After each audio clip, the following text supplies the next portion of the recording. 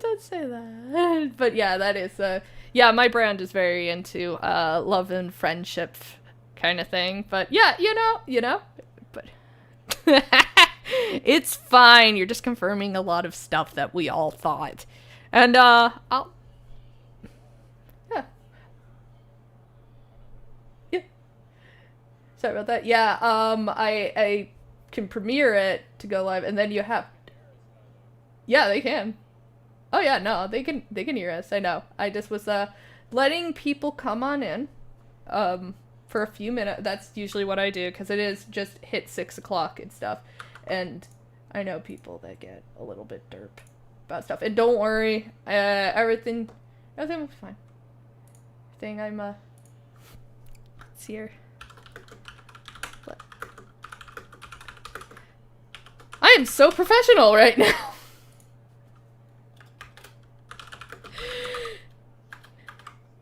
Yay! Leonard! Hello!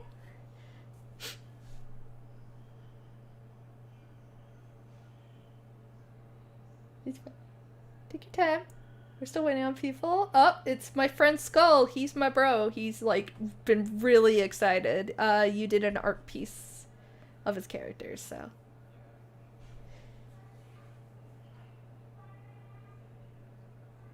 Yeah. Yeah? Yeah. No, he was honored.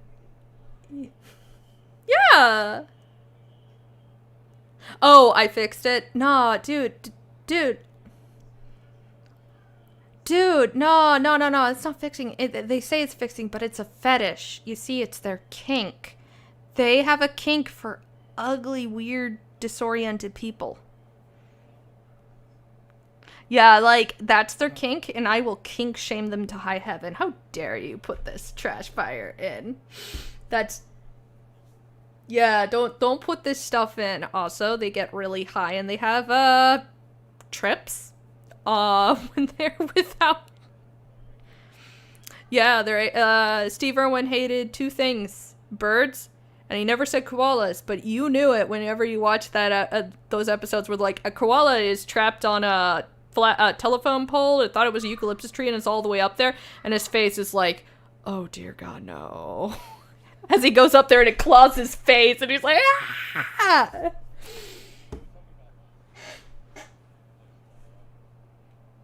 Oh,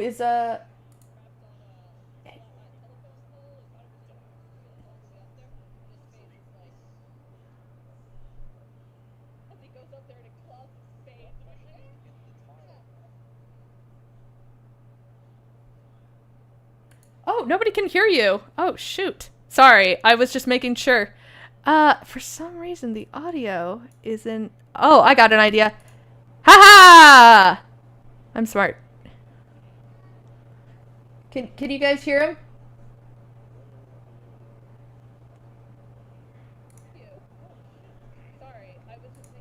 Okay, we gotta wait for a second. Okay, I just... Alright. No, it was accidentally muted.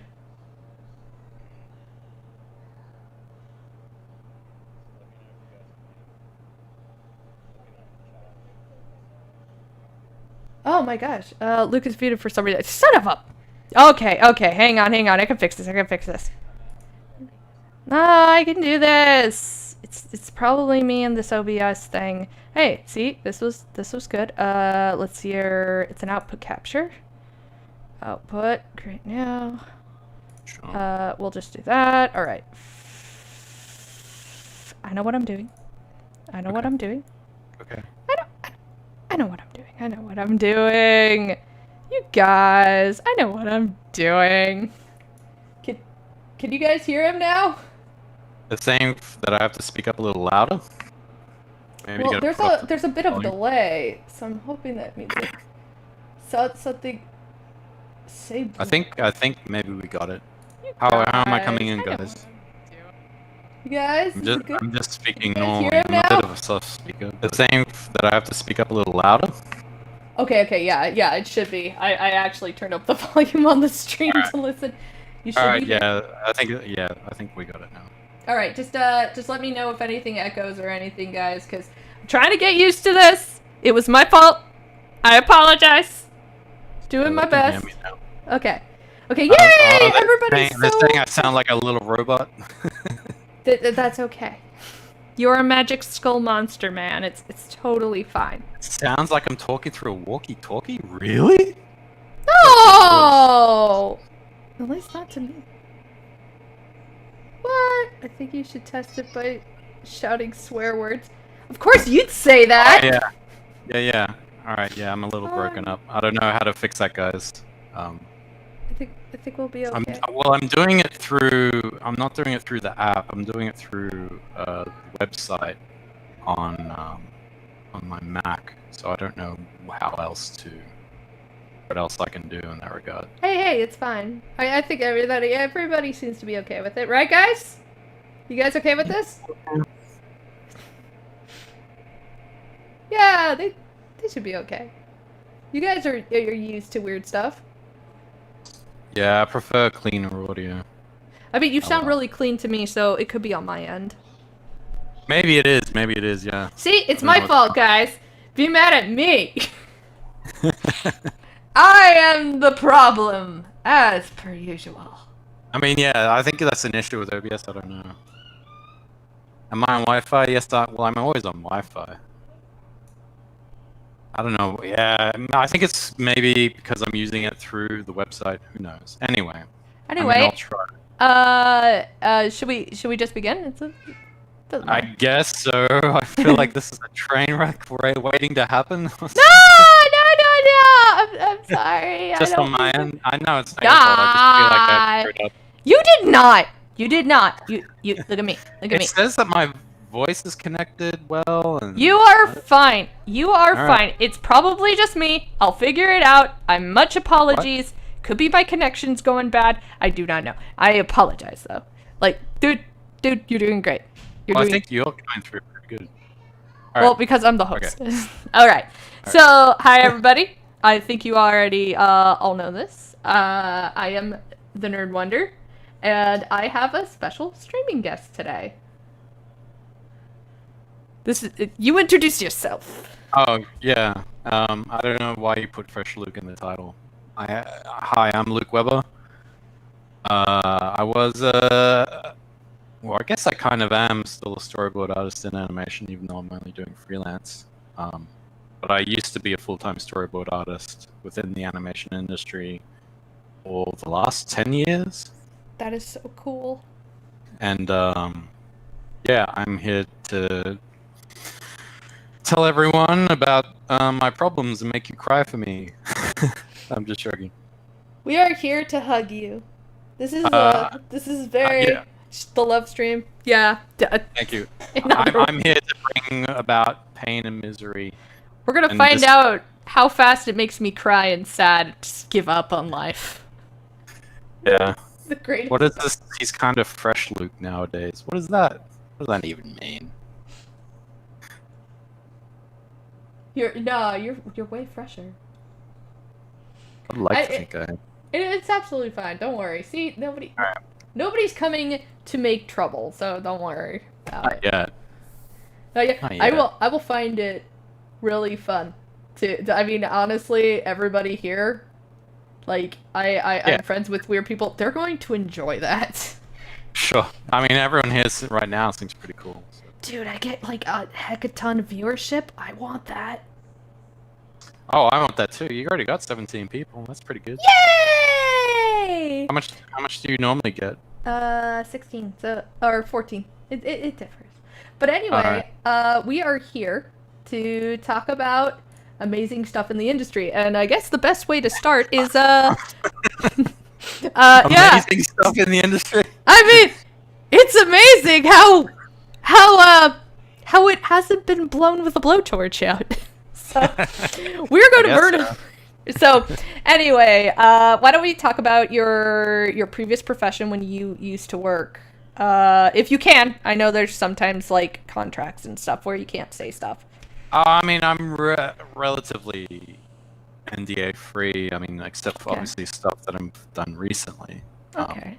It's just been, it's like one or two things. So what have I done? Was that the question? Yeah, like just I guess just tell us a little bit about yourself, how you got into the industry, I guess, and what you saw there. Oh, the origin story, and then The origin! Issue 0! issue 0 of Luke Weber. Yay! So I grew up in Australia my whole life. You grew up and in Australia. That's why you know so much about koalas! The drop bears. The drop bears, yeah. That's a hilarious joke we like to play on. Backpackers who show up. The thing was, I'd always been, I guess, fascinated with animation. Like, I'd watch anything that, Australian TV would show me, both from the BBC and the US and Japan. Yeah. So I had, like, pretty, I guess, varied diet of content that I would consume. Very nice. And so that was like stuff like, the usual stuff like Sailor Moon, but also Robotech, and there was an old, when they would do reruns of Astro Boy, right? Yeah. Color version, not the black and white version. I love that. Yeah. It was the old Ewoks animated TV series. Yeah. There's a lot of different stuff. This is all dating me now. Everyone's gonna be like, well, we don't want to tell people. Like, we don't want to alert people about how old you are because maybe they'll stalk you. But I'm kidding. But yeah, it's so you have a large plethora of different stuff and different. Yeah, I mean, there was a lot of British stuff as well, like Super Ted and Danger Mouse, and a whole bunch of stuff. That's really cool. So this motivated you to become an animator? Sort of, yeah. It's like when you live in rural Australia, which is the arse end of the world. Oh, can we swear, by the way? Is that yes, right? Yes, you're allowed to curse. I just don't usually. But I already said this isn't for kids, so if I want to say the F-bomb, I'm allowed to. Brainstormer, shut up!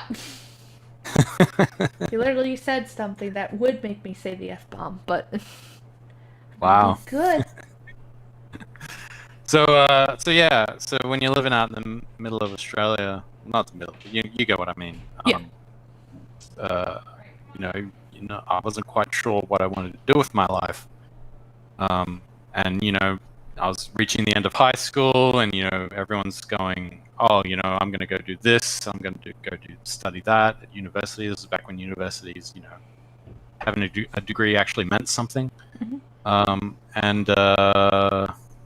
So I was talking to a friend of me of mine, and he was like, "Oh, I'm looking at this animation course at this particular university."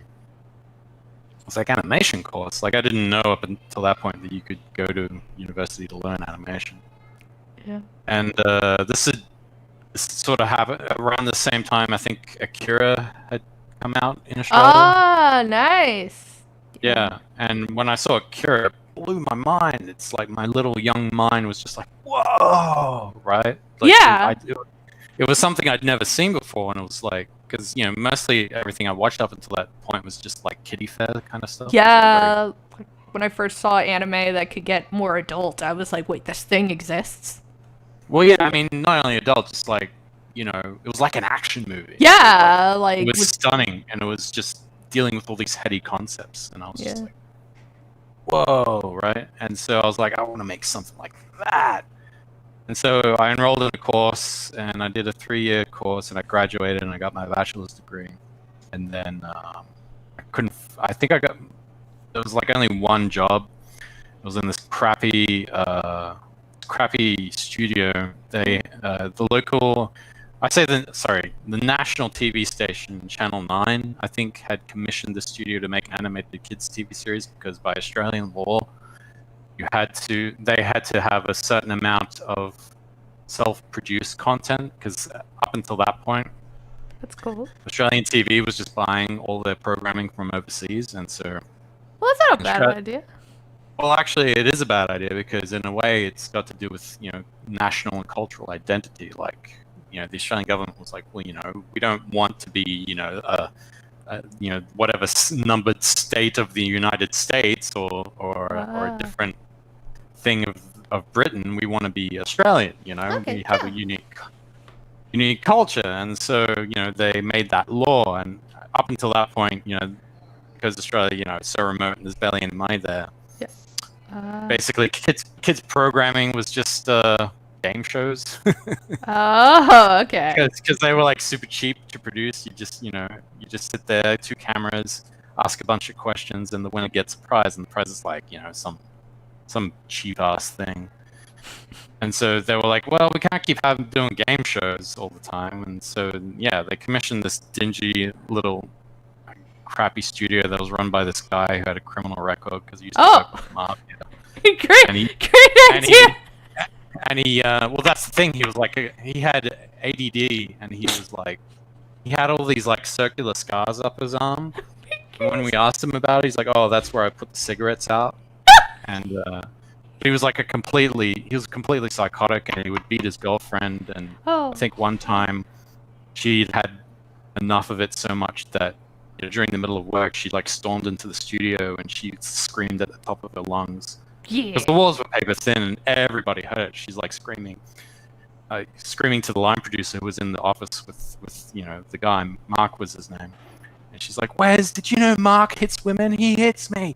He hits me. And just like at the top of her lungs, like screaming bloody murder. And the whole team heard it. And then he's like coming out and he's like looking a little embarrassed and he's like trying to explain it. Like, no, she's just crazy. Don't worry about it. And we're all just like, yeah, right. You fucking sure, Mark. Piece of shit. And so anyway, and so that ended because I left, soon after that because I was like, yeah, this is dodgy as fuck. Yeah. And so then I got a job in video games. And to cut a long story short, the 2008 crash happened. Everybody lost their jobs because we relied on a lot of overseas stuff and overseas contracts to bring money in. Yeah. And so I was living on the side of the road, and there was this plane ticket special, $600 one-way ticket to the US. And so I was like, screw it. So I got on the plane, left everything else behind that I couldn't carry, and I came to the States. And eventually I got a job, my first job doing storyboards on Ben 10 Ultimate Alien. That was my first job. After couch surfing for like 6 months in LA. So did you happen to work with Dwayne McDuffie? Wasn't he around there that time? I did work with Dwayne McDuffie. I didn't really meet him. He was in the studio because obviously he wrote a lot of episodes. Yeah, he made the series, from what I hear. Yeah. It was like him and Glenn Murakami doing it. But I only met him in passing. I never really got to know him. But I was there the day that they came in. They gathered us. They were like, we need to have a meeting. And they said, look, we got some bad news. Dwayne's died from a heart attack, and everyone was just like in shock. And we were like, whoa. And I felt really bad because the day before I was kind of like complaining, saying, Dwayne kind of writes the same plot over and over again, where it's like, the bad guy, the good guy has the power, and then the bad guy wants the power, so he creates this thing where he claims all the power, and then the good guy has to defeat the bad guy and take all of his power away or something. And then the next day he's dead, and I'm like, oh, geez, I feel like a jerk. and yeah, so, that was that. Damn. Really sorry. So, well, I mean, yeah, it wasn't until later that I found out who he was and like all the great stuff that he made, like Static Shock, and that I guess it was that mini superhero universe that he created. So. Yeah. I mean, he probably did that whole entire bad guy thing anyway to be like, it's meant for Ben 10 was meant for super little kids, right? Well, yes and no. I mean, Ben 10 was Cartoon Network's biggest moneymaker, but it was its biggest moneymaker overseas. Oh, I had no idea. No, that's true. Like in the States, like it barely made any money, but in Europe they loved it. In Australia, they loved it. In Asia, they loved it. Everywhere else except America, they loved it. I even suspect that probably in South America they really liked it as well. That's always been the case with a lot of shows that Glenn Murakami has headlined. Like when Glenn was working on the Batman animated series, like it was the same deal. Like Europe, Australia, and Asia, they loved the Batman animated series, and Ben 10 was sort of, in a way, an extension of that. If that makes any sense. Yeah, I mean, it went for a totally different style, but it was still like, yeah, it's still like heavily Well, they're very influenced. actually. If you look at them, if you look at Ultimate Alien, it looks very similar to Batman in a lot of ways. I mean, they went for Batman has more of the. I mean, it goes for the Bruce Timm style because it's Bruce Timm was Sure. headlining it. But yeah, you're actually right because it also is heavily based on Teen Titans, right? Like the art style. Yeah. Well, yeah. I mean, that's the thing. I mean, Teen Titans was that was another big hit that Glenn Murakami did, but Glenn made that because I think he was trying to sort of freshen up his style a little bit because I think around the same time, Fully Cooley had just come out, and that really, that rocked everybody's minds, like especially Glenn. Like everybody in animation at that time was like really influenced by Fully Cooley because it was like such lightning in a bottle kind of moment. You know what I mean? So yeah. From what I heard, it was because they had Eva money. And they were like, okay, we have Eva money, which is a ton of money.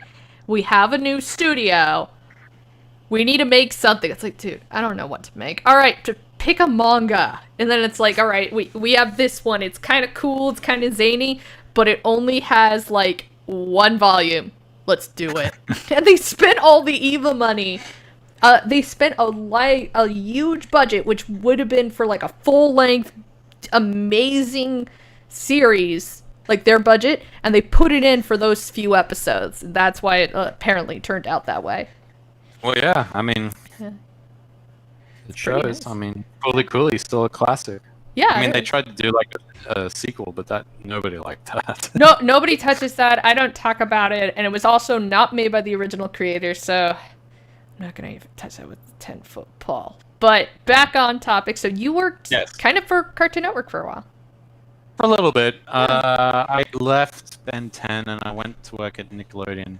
We don't have to go through my whole filmography. No, we don't need to, but just go through the parts that maybe you would like, and then we can get to the point where you decided to run. Well, I didn't run. It was more like I was getting pushed out of a burning building. Oh my. So that's something that your boy Zach has said, where he's like, when he was talking about how he got pushed out of the comic industry, he thought he was getting kicked out, but really he was getting pushed out of a burning building. And looking back on it now, I think that's what happened to me as well. Yeah. But I mean, just briefly, I left Ben 10 and I went to work on the 2012 Teenage Mutant Ninja Turtles for Nickelodeon. Oh, that's awesome. Yeah, the good one, right? Yeah, it's really good. Yeah, I still think that's the best one. I grew up with the 2000, I grew up with the original, and I thought the 2000s was really good, but I heard the CGI one was really good. The new one, I am not a fan of any of the art styles or character designs. Really? The animation's really good, and so is the coloring. Oh my gosh, what is wrong with these You want to know characters? something interesting about the animation and the coloring? What? That was all outsourced to an Australian studio. Man, the Australian, you guys just make amazing work. I mean, it's starting to happen now, but it was for a company that I used to do freelance work for. They were originally called Yoram Gross, and they did a series called Blinky Bill, and I did storyboards. Oh yeah, I remember seeing reruns of that when I was a kid. Yeah, so I did storyboards for season 3. It was like freelance boards, and they actually paid like kind of alright. That's nice. Because they were like the only animation studio that actually paid you like decent enough money, like money you could live on. Nice. But when the founder Yoram Gross actually died, they rebranded it to Flying Bark, and then they became a service studio. and now they're doing. I think they've got a satellite studio here in LA, and yeah, they're doing a lot of outsourcing stuff for a lot of studios, and I mean, they make good stuff. So That is really good, because most of the time I guess we'll talk about this a little bit further, but yeah, it seems that a lot of places outsource to North Korea. I mean Oh, South yeah. Korea, and it's like it's all the same art. Like, I'm not blaming Yeah. the Koreans, but we No. will talk about this later. But Sure. keep going, because we can get to that point. Sure. Where was I? Dang, I lost my spot. So okay. You were working at you just started working at Nickelodeon. You left Cartoon Network. You started working at Nickelodeon, and then you started explaining. We're not going to go fully into it, but yeah. Yeah, well, I mean, yeah, working on Ninja Turtles, Yeah. that's a whole different stream to talk about. I left it like midway through season 1 because, yeah, I could sort of see that it was quickly turning into a shit show just through my interactions with the showrunner and stuff like that. So I left that and I went and worked on an animated film, and that got really bad. Oh my gosh. And so anyway, but I did that for a year, and it nearly destroyed me, but I managed to get out just in time. It didn't break me, but it nearly did. And then I was looking for work, and so I went back to Ben 10, and my old director on Ultimate Alien, Matt Youngberg, he was now directing it, and he was doing Ben 10 Omniverse, which I would argue is the worst of them all. Yeah. And so I was like, hey, Matt, can I have a job? He's like, sure, yeah. And my old board partner, I think it's Jae Hong Kim. Yeah. Or actually, I think it might be Jae Woo Kim. He was the director that they were going to pair me up with. And the thing that they failed to tell me was that he was burning through storyboard artists like nobody's business because he was absolutely impossible to work with. Oh no. And I found that out firsthand, and he would do everything to undermine me. So I lasted there for about 3 months, where I was. It was so Why horrible. did I they was just keep like, him if he's that much of a trash fire? because, well, I mean, we can get into it later. Oh! It's something we're gonna get into, but it's because Matt Youngberg is such a pussy. Like, you know how you got people who are agreeable? Matt Yeah. Youngberg is too agreeable. He's too nice of a person. Like, he will let you push him over if just like a slight nudge, and he'll just topple over. Like, he won't needs offer to any kind of stand resistance. up. Well, that's the thing. In order to stand up, you have to have a spine, which he doesn't have. So. Sometimes you can develop it throughout heavy pressure. I have learned that if you would work, think. yeah, I learned that if you worked in retail or food industry, you tend to grow one at one point, and then you're like, all right, I'm not taking this anymore. I want you all to burn, and I hope you all know that. Well, I mean, that's what I ended up being like. Sweet.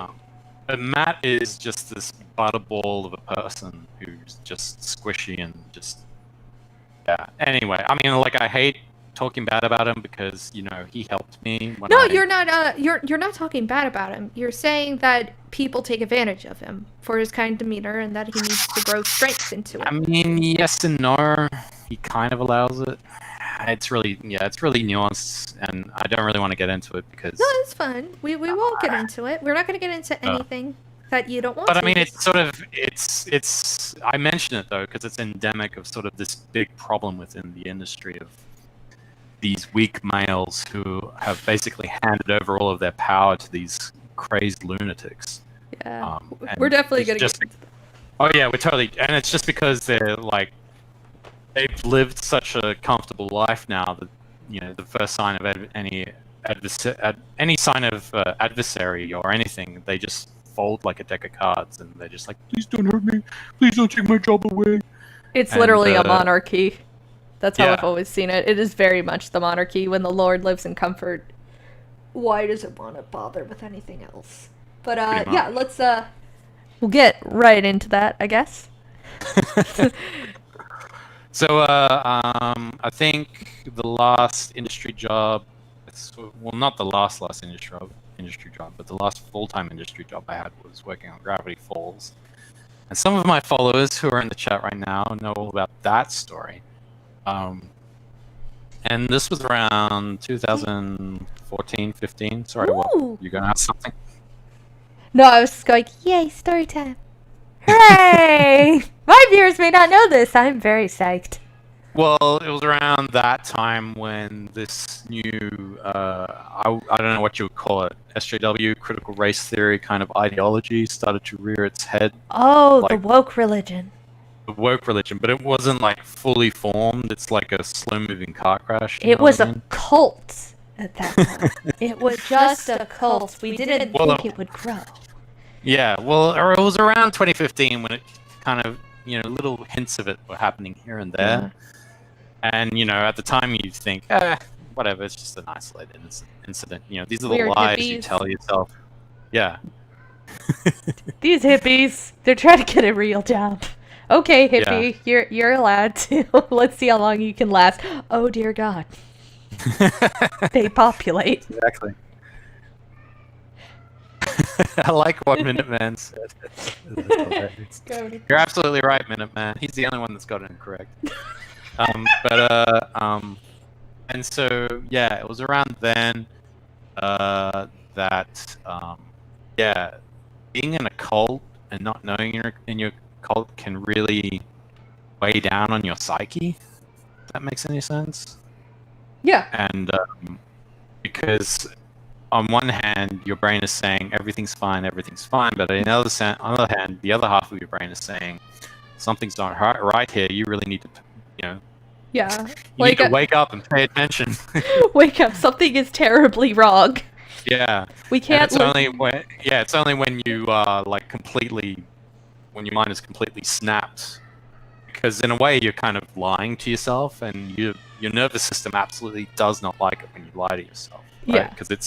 Because you're almost having to mentally contort yourself in order to keep going. Yeah. And so I had a mental breakdown around the end of 2015, and so I quit Gravity Falls as a result, and I went into rehab, and from there everything kind of not only did my life start to spiral and go into this death spiral, but that's when everything in the industry started to sort of go into this death spiral as well. Slowly poisoned you. And, well, yeah, but I mean, the poison still spreads today. Yeah, it started at your water. It started at the lake which you drank, but then it spread to the river, which spread to the castle. Yes, it just spread everywhere. It just poisoned everything. Yeah. And so that's what I mean when I say it was like I was getting. Looking back on it, it's like I was pushed out of the burning building, because. The things that your boy Zach and others have talked about in regards to Comicsgate, I'm seeing the exact same things happening now within the animation industry. Like a lot of nepotism, a lot of token or affirmative action hiring, which in turn is discrimination, racism. And, it's super racist. And they've taken they've taken this merit-based system, which is what when I first came to the States. That's the system that I kind of came into, and it worked out great for me, because I'm like a hard worker, and that the whole thing about a merit-based system is if you work hard, then you will rise to the top. Yeah, that's the American dream. That is the American dream, and I wanted a piece of it, even if it's a small piece. And so they took that and they threw it out. They dismantled it and threw it out the window. And it really kicked into overdrive towards the end of 2017 when the Harvey Weinstein scandal broke. Joy. Yeah. Of course. Let's double down. You want to have any questions you want to follow up before I continue? Let's see here. Not yet. I want to see where this goes, because this is well, I will say this. I think that one of the first people was the video games industry was the one that first showed the signs, because they literally fought back. They jumped back up and they said, these guys are literally forcing reviews to get like money and effort or whatever, and they literally like there was apparently like sex scandals and all this crazy stuff, and everybody's like, you're crazy, you're just terrible people, and it's like, no, we're not, we just want you guys to at least do your jobs. And it's like, we are doing our job. No, you're not. No, you're not. Yeah, you're getting. That's Gamergate. Gamergate was the canary in the coal mine, and Dude. I remember when Gamergate was first showing up, and I was like, that's kind of weird. Yeah. But as we've seen, like, Gamergate was very prescient, I guess. Yeah. Is probably the best. They word will for it. never forget Gamergate. And what's really funny is Yeah. I didn't actually know what I was in college during the time. I actually was in I was going through my art degree, and I only heard it in passing after it was over. But I knew who Anita was. I didn't know of her through Gamergate. I knew her as the loser, the scam artist who ran away with everybody's money and never made a documentary. I knew her as that. I was like, it's the cheapskate lady.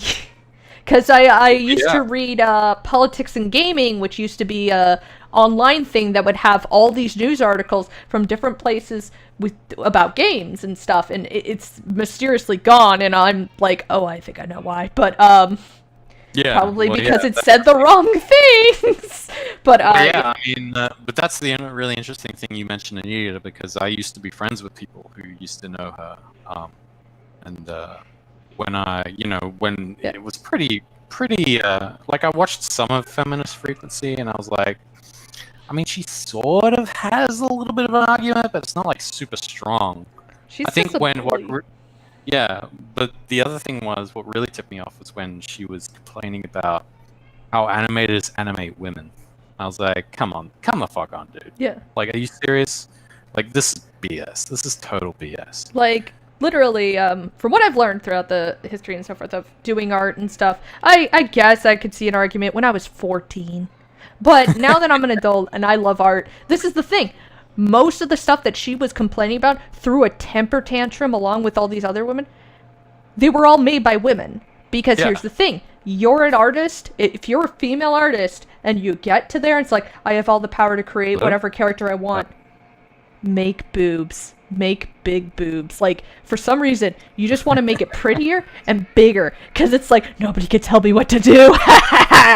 And that's what happens. Like, Xenoblade Chronicles, Bayonetta. It is literally just, I want to have fun. I want to have fun. You can't tell me what to do. I am the boss. Make her have boobs. And so, like, that's freedom of speech, right? A female creator on Smash Brothers almost threw a fit. I mean, she went through a heavy, heated debate because she wanted Samus Aran to wear high heels and wear the bikini suit from the original game. She's like, no, we're going to be accurate and we gotta have her hide. So they're like, all right, can we have can we have something? So they had to negotiate. Yeah, well, I mean, that's the thing, like, isn't it? I mean, we'll probably be getting into sort of the topic of Japan and Asia as well. Yeah, and also that I'm wondering if this heavy push for one thing, the pendulum swings both ways. So I'm wondering if it's going to go complete opposite direction after a while, until it finally settles in the middle for a bit, until somebody pushes it again. But yeah, I mean, that's a good question, right? Like, that's a good point. Even if it does swing all the way back, because obviously the pendulum's momentum is, correlates with how far it's pushed in one direction. Obviously, if it's pushed pretty far in one direction, it's going to go even further in the other. So also, I don't know. Maybe it's gonna be this tidal wave of porn, just hardcore porn. Just tons of it. Professionally made by professionals, and it's just easily accessible to, like, children and adults alike, and everyone's gonna lose them. I hear for most artists, they apparently make more money in porn than anything else. Well, maybe that's what's going on right now. If you guys never put in slave labor, okay. But I digress. I actually noticed this as well. A lot of industries, such as comic books and so forth, which They had heavy hints from the beginning. It's like, we want to be the next Hollywood, which is probably why we keep seeing people bang their way into the industry. Because isn't that how you do it in Hollywood? I mean, look at Temple of Doom and Indiana Jones. You mean about, what's the name? Kennedy? Kathleen Kennedy? I didn't mean Kathleen Kennedy specifically, but Indiana Jones, the Temple of Doom, the female lead got the role because she was, as the joke is, she was sleeping with the director. She's Steven's wife. But yeah, it's a nepotism at its finest. But there's always that joke, like when I was a kid back in the day, I think we've all seen it, is that even in cartoons, when you see this character that's working really hard for a movie deal or something like that, but gets upstaged by a prettier girl that doesn't know how to read or something like that, just because she makes out with the director. And it's like, this is a notorious thing. Like, they always knew it. Like, the casting couch always existed. So it's like, but it seemed like a lot of people weren't being pressured. They just took advantage of it. So it's like, specifically those people. And so these people suddenly took advantage of these other entertainment industries, which were like, I want to be like Hollywood. Oh, do you? Want to make out? Yeah, So it's like, great. Yeah, I mean, I can't really disagree with that. It seems... Well, I mean, especially in animation, because, you know, like, here in LA, it's like, it's practically right next door to Hollywood. Yeah, I mean, it is a desire of fame and fortune and power. Sure, Some people yeah. just can't. You know, I've heard the argument that, you know, there's always going to be some nepotism, and I agree with that. But the problem is right now that there is rampant nepotism. It's just absolutely uncontrolled. It's like, it's to the point now where the animation industry, it's not an industry anymore. It's basically a club. It's just a club. Yeah. Or my daddy works here, so I get the job, kind of thing. Pretty much, yeah. But even worse than that, it's like, it's more along, it's less along, you know, like familial lines and more along ideological lines. Yeah, there's as we've said before in our little circles of comics, it's like there is a comic mafia, as people like to call them. There's and there is an animation mafia as well. Bet. There's I don't like to call them mafia because they're not Well, not no, I as mean it's accurate enough. because they decide who gets hired and who gets fired, who gets their projects greenlit or not. Right? They That have is control. true. Over Yeah, blackmail and stuff. I guess you're right. I just am like, I don't want to give them that much credit. No, I mean it's not giving them credit. It's just accurately describing because that's exactly what the mafia would do, and they would do it through the unions. And the same thing is happening in animation. Yeah, with the animation that is guild. actually true. There's what's actually shocking is that out of all the entertainment industries, comics have not gotten a guild. I mean, or a union or anything like that. What's interesting is that that's the only thing that me and Chelsea Kane ever agreed on. Chelsea Kane made Man-Eaters, and that's an interesting book. I refuse to call it a comic because it started as a comic at first, and then it turned into... It literally became a propaganda, just like drawings at the end. Like, what if the issues? You had to pay, don't forget, you had to pay like $6 for this. And it was nothing but fake ads in this issue. And I'm like, excuse me, what? People spend already too much money and you're just like, I'm too lazy. But yeah, I didn't like her for her overzealousness. I went crazy one day and it was like, pretty much like, I feel like she has, I want to say something really mean, but I don't want to be mean, but I'll do it, because you're saying mean things. At points, she was really into periods, and it was kind of to the point. What is this fascination with periods? I know why. Like, this is my dark theory. Here, hang on. I'm putting on my tinfoil hat.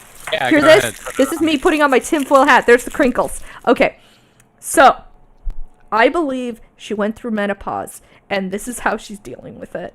All right. I like, that was my weird theory. Like, I'm like, that's the only way to accept this, because it's like, literally, somebody that obsessed over their period. It's like, Ed, why can't we talk about our period? Why don't we talk about dudes' boners? Same reason it's gross. Nobody cares. Next. Exactly. Nobody cares about guys' boners. You don't see guys making shows about boners. Yeah. Or if you do, it's like a really bad show. Yeah, like it's like when I talk about comedians and stuff. It's like I don't do good reviewers. So like comedians and so forth, if they're nothing but dick jokes or vagina jokes, they're not fun. It's like, we all got one. Nobody cares. Can you give us something else? If you got nothing else, you're ending up vanishing. Like, you never hear of somebody that only has dick jokes or vagina jokes. Unless you're Amy Schumer and you have government money. But that's she's gonna be gone pretty soon. She's just gonna disappear. I mean, she's, apparently most of her power comes from, her uncle's a governor. Yeah! That's where it all came from. Wow. Nepotism! I didn't know that. But, Nepotism! Makes sense. I've always seen it, but nobody like me that's never been in the industry notices the nepotism. It's pretty obvious. I also really like history, so all I can see is just a lot of similarities to how, the medieval monarchies run. Well, yeah, that's the thing, isn't it? It's like, I think when was it? I remember this one time, Robert Reich, I think he was advising either Clinton or Obama, and he did like this TV special saying, we have to, we can't set up. Oh, I can't even remember the context. This is horrible. I might have Was it the drugs are bad? No. Okay. He was talking about.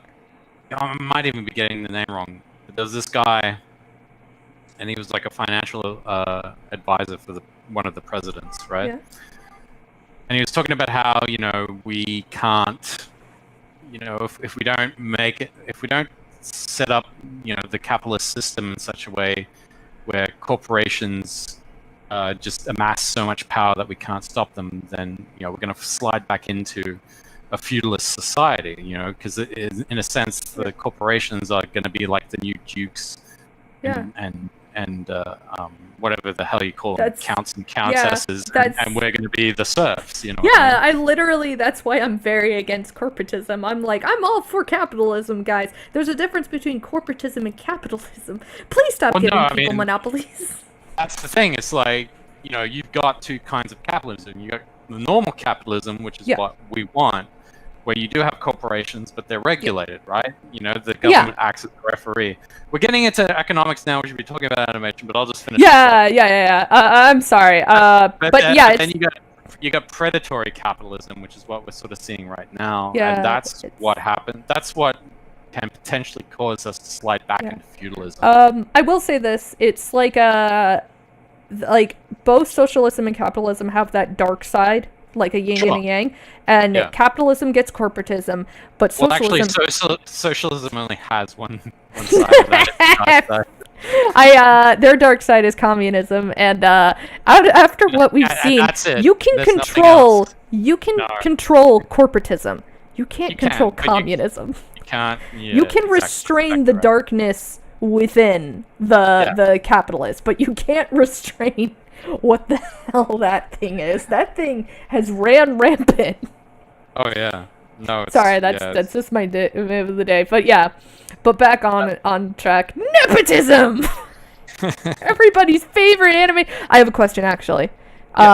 You probably could help me out with this. Okay, so we know the head of Pixar and the Disney Animation Studio was removed for being too touchy. Lasseter. Yeah, John Lasseter after getting drunk, but everybody that they interviewed and so forth that worked in Pixar are like, oh no, we know he's a touchy-feely guy. He's very huggable. He's not doing it to be malicious or anything.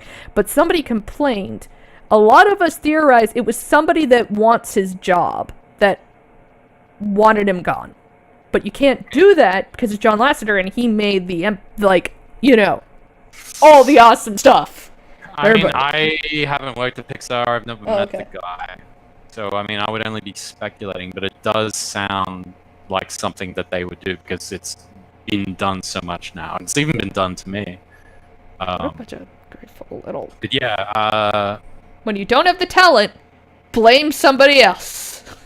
Well, yeah, I mean that's a whole other subject that I could go Yeah. deep dive into. Honestly, I'm just disgusted by all the sexism in the industry. I know that people are like, wait, oh wait, man, like What kind of sexism? Sexism towards women or sexism towards men? against men. Against Okay. men. As a woman, I find it disgusting that Sure. men are being treated as just monsters for existing in the same room. It is like literally, it's like literally women like people are being taught like men can't hold their urges and stuff or whatever. It's like you're the most sexist piece of trash I've ever seen. Like I have a little bro I have a brother. I got brothers. I got family. I got a father. I have a good relationship. Not like I don't have a good relationship with all dudes. But nor do I Sure. have it with women. I mean, Exactly. as a woman, I know that we can all be slimeball monsters. Because you want to know what? We can get away with it because Yeah. everybody has a stereotype for women, and that's Oh, what yeah. people don't seem to get. That women have this stereotype where we're pure and innocent, and we are the fairer sex. So we get away with a lot of things. Well, no, I mean it's interesting that you point that out because that stereotype has been perpetuated by the weak-minded men that I talked about earlier. Yeah. It's this idea of these men who view women as their daughters, which is absolutely, I think it's pretty wrong, and it's kind of disturbing if you think about it. It's a lot to do with psychology. I could get down to it. It depends on the people, though. Now, Sure. people I mean, like I just view women as human beings. Yeah. And everything that entails. no. I don't mean that.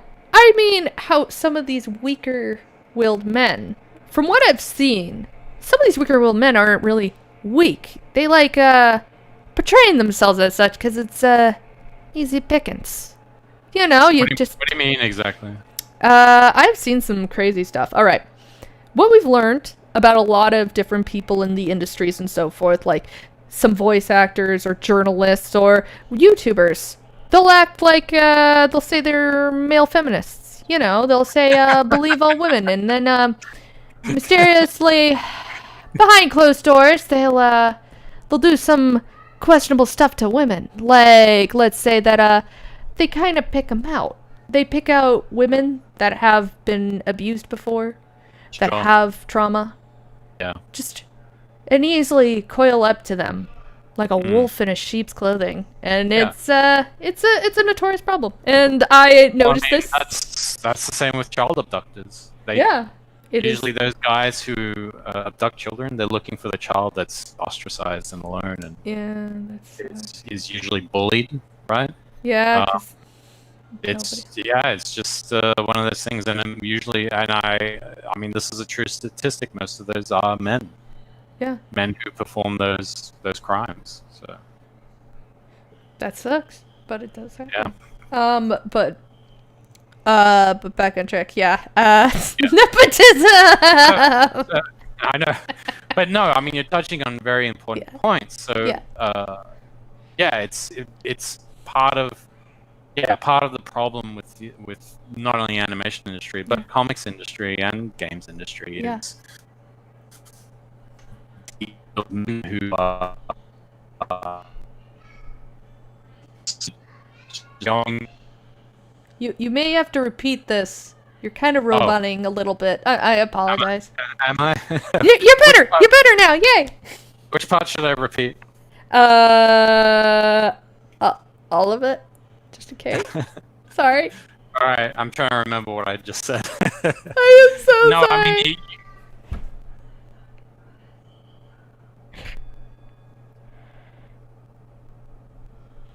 Hello? Are you there? Did my thing die? Oh no. Did my thing crash? Is it me?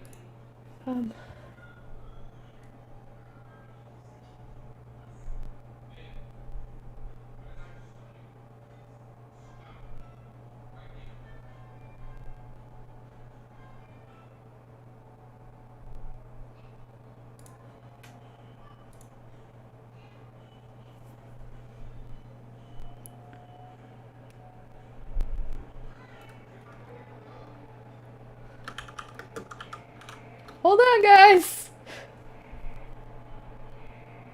Should be fine.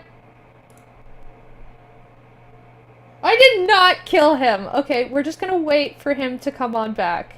Alright? Alright, sorry. I was trying to look over everything and check, like, oh no, did I do it? And stuff. Don't worry, he'll be right back. I did not spoil the Luke. I did not spoil him. But, oh, he's back! He's back! I just had to reconnect, sorry about that. No, it's fine. I thought it was something on my end, so I became really silent. I started flipping through my stuff. I'm like, oh gosh, don't tell me I ruined everything. My setup's really bad. No, you are absolutely fine. Can I, though, I've heard a lot of different stuff throughout the animation industry that does, like, this nepotism and stuff is rampant, people can't get jobs and so forth. Like, I think I told you before, I have a friend who started making a beautiful story. You want to know what? I may just show it to you to sometime or something like that. She was writing a series that was supposed to be kind of like old Toontown and stuff, and there was like made a whole entire pitch, got a legit voice actors and stuff, but they just kind of brushed her off and stuff. I've seen it; it's a really good pitch. And what's funny is what? Who did she pitch it to? Disney. Oh yeah, Disney's like they rarely ever pick up pitches from outside. They usually only take pitches from inside. Yeah, but all this stuff about Disney and that's now coming out of the woodwork and all the animation industry, she usually comes by. She's like, I am so glad. Yeah. I am so glad. I'm like, yeah, this would have been bad. She's like, I could have lost everything. Like, and I really am looking forward to stuff. But that's why also this nepotism, of course, they think that name alone can save you, but it's kind of funny that they don't notice what all the citizens and all the peasants notice, which is, wow, this is trash. Like, you could say as much as you want, like, oh, no, it's not trash, it's just a different art style. Literally, we show 2 shows of the same caliber to a child, and they will pick the other. I used to, for a while, I was, like, an art teacher for, like, elementary school kids. They preferred, when they found, there's Teen Titans Go. Yeah. But they fell in love with Teen Titans. And I didn't know how they found the original. Turns out Netflix had it. And so when they were done with Teen Titans Go, it would suggest Teen Titans. And so the kids would watch Teen Titans. And they're like, Teen Titans is so cool. When is that one coming back? I'd be like, one day, sweetie. I don't know. And I'm like, oh my gosh. I swear that sometimes I look at the like other series and I'm like, if you stick children in a room with the new Spider-Man series and you play them, that one and Spectacular Spider-Man, they're probably going to pick Spectacular. I actually worked on the other one. You worked on the Trash Fire one? The Marvel Spider-Man? Oh, the Joe Quesada fill-in character one. Which one was that? Okay, there's Ultimate Spider-Man, but then there's Marvel's Spider-Man or whatever, which is the new cartoon. And they put in I'm sorry, I'm gonna be really mean. All right. I'll say your thing and I'll say another thing. They put in so many Spider-Man into that series, and there was like, it was a trash fire from day one, but also they pulled a Powerpuff Girl reboot. The guy there was a guy working on Powerpuff Girls who they put him in as a character into the show and made Blossom fall in love with him. Yeah, I know this. Yeah.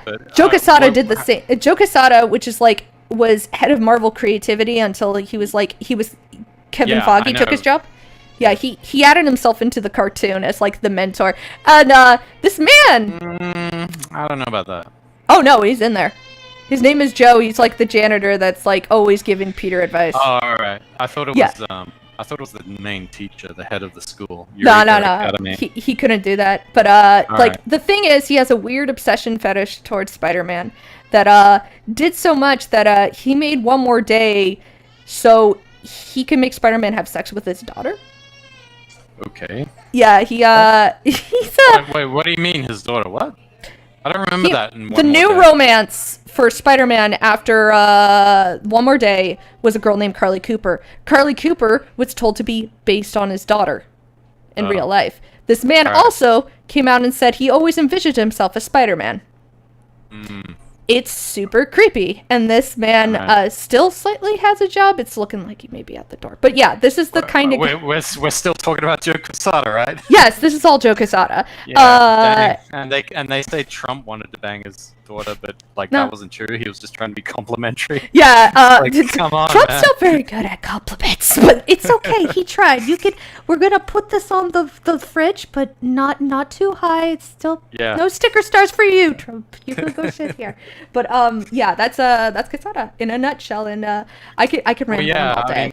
I mean, I could say a thing or two. So when I worked on that show, Yeah, the guy who was essentially running it, a man by the name of Phil Pignotti, yeah, he's a great guy, yeah. wonderful man. Oh, I that's really enjoyed working on that show, actually.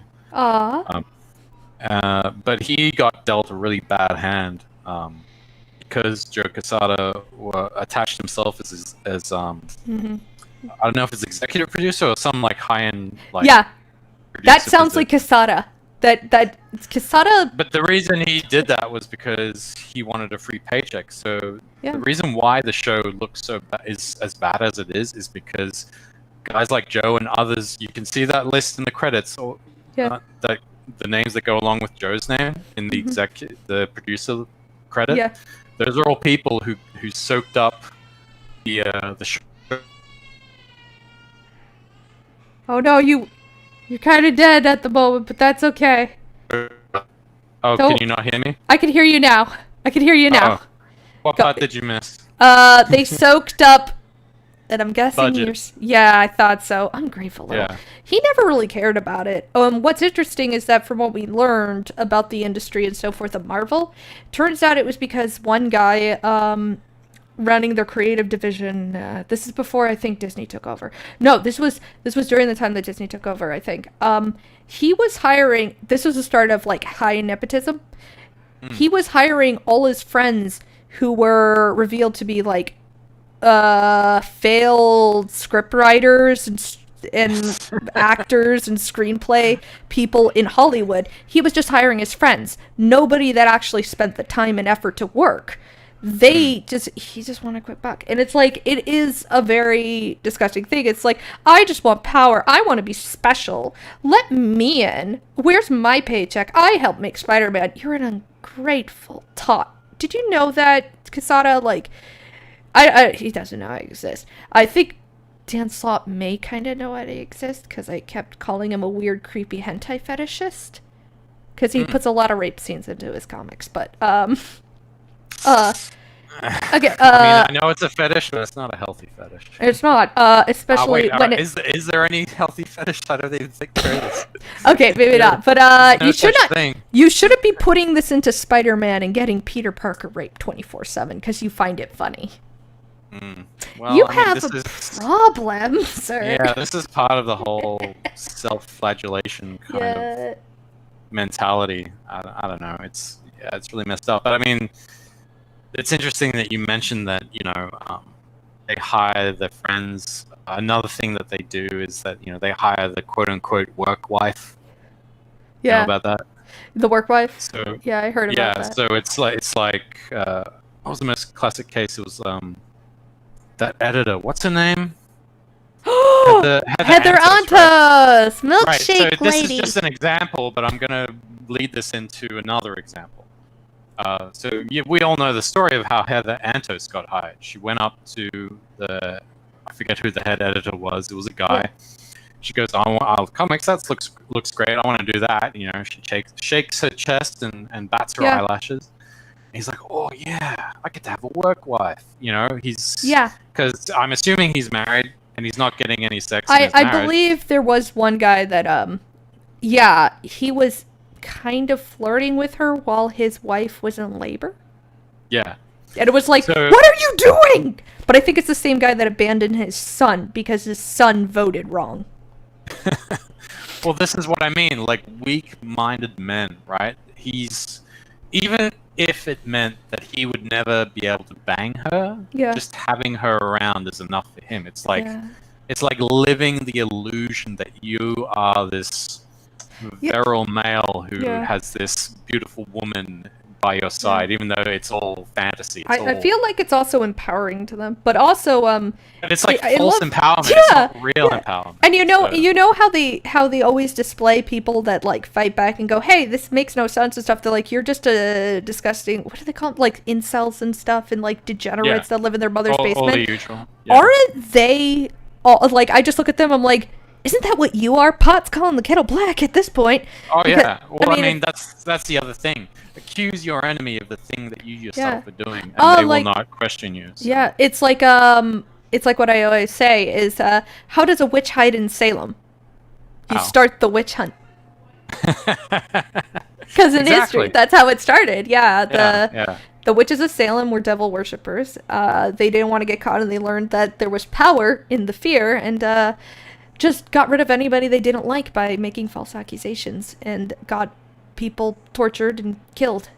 Yeah, and they got off scot-free. I think they went to prison in the end, but it took a long time. It takes a long ass time. Yeah, because of they finally accused the wrong person. They accused the governor's wife when the governor and his wife were visiting. Wrong person, because that's that's how they preserve themselves and continue to commit the crime, isn't it? And we won't get into it, but we've seen that. We're seeing that happen even today, where they accuse people of racism, and then they turn around and sling racial epithets towards any black person that stands up against them. But anyway, back to my point. We're back on track, ladies and gentlemen.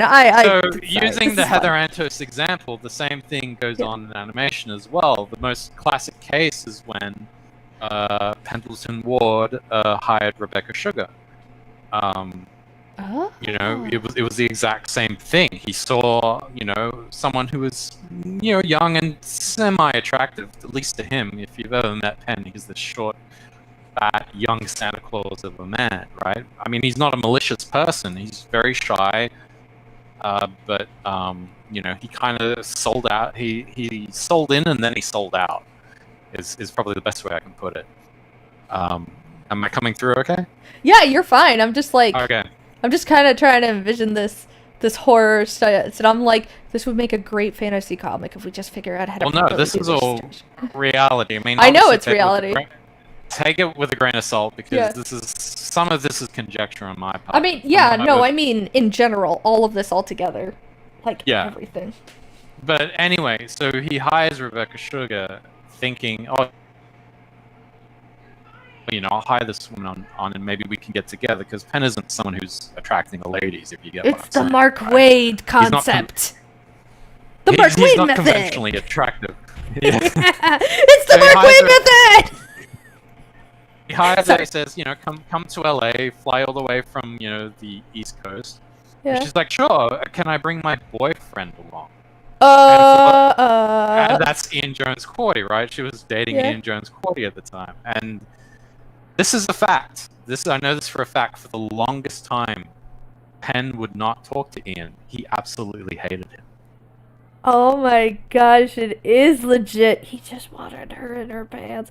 And it's like, this kind of stuff, and I know that people are like talking about sexual misconduct in the industries and stuff. It's like, you guys don't care if you can use it to your own advantage, which is disgusting. Like, well, no, don't get me mistaken. Like, Penn isn't someone who's going to like grab a butt or. Oh, okay. No, I don't mean that. But it's like, this is still slightly you taking advantage of somebody into that position, and that's what I get upset about. But also that people allow it to happen to them if they get into a position. It's like, no, this is so wrong. Like, well, you gotta also think of it from the female's perspective, right? I am. So if you think about it at the time, there was that whole narrative that there was this glass ceiling that women could never break through, right?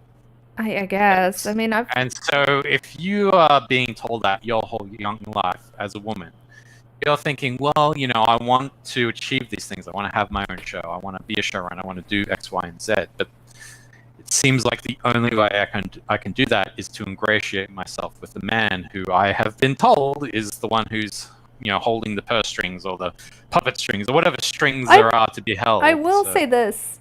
I I disagree with you on this one. Because as a kid... No, of course. I mean, I guess it's because I'm a girl and stuff. I never saw that as a kid. I was like, I want to make comic books. I want to make this. And I never saw it as just a man's job or something like that. Sure, it was weird for me that not a lot of girls were into it, but it's like, maybe I could do it and be really, really cool. Like, I wasn't into girly, sissy, kissy stuff, like those girly comics that you saw in cartoons. I'm like, yeah, I'll make a really cool comic, and then people will be like, whoa, and they'll all be my friends. Like, that's what I thought of when I was like 5. And, yeah, like, I wanted to be... But strangely enough, that's the same kind of thought process that a lot of TV show creators now have.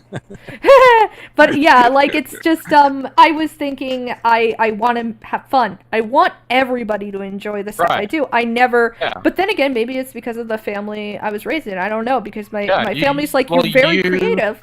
You should do things. You seem like someone who's well-adjusted, who doesn't hold any resentment in their heart, and that's testament to the strength of your character. Well, if I don't... You can credit that to your parents as well, right? So yeah. I mean, we all have resentment and some darkness, but what we have to learn, which a lot of people need to learn, is to have strength to overcome it, and to not let it control you. Wait, are we wrapping up? Is that why you're giving me this? No, this uplifting message. No, I'm doing uplifting messages because that's me. This is my whole entire spiel, guys. You all know this. It's just what I do. But yeah, so yeah, it's just that. So anyway, I mean, that's great that you see the world that way. Yeah, like but I think you are a very rare breed right now. Thank you. But I will say this. Can I say one last thing?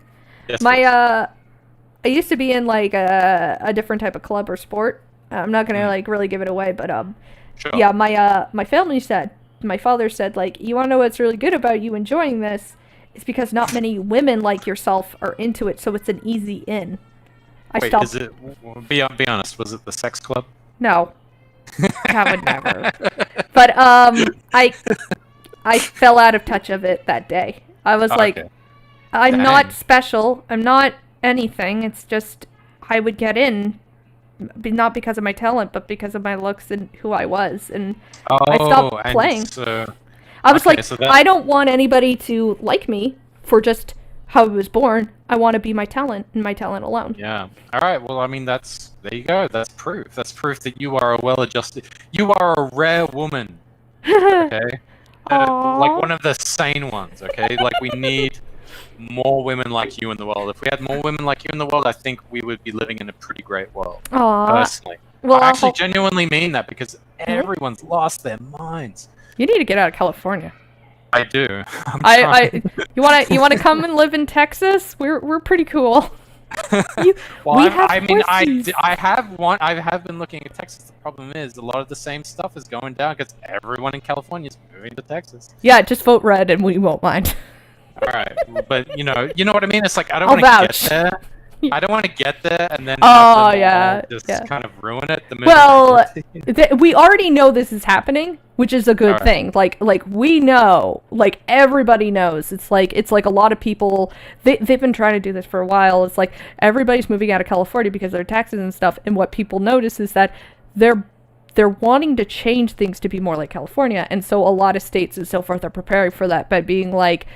There's actually billboards that are like, welcome to Texas. Remember why you left. Right, but I mean, a billboard is a billboard. I mean, no, but Californians in general are pretty stupid. They may be, but we outnumber them.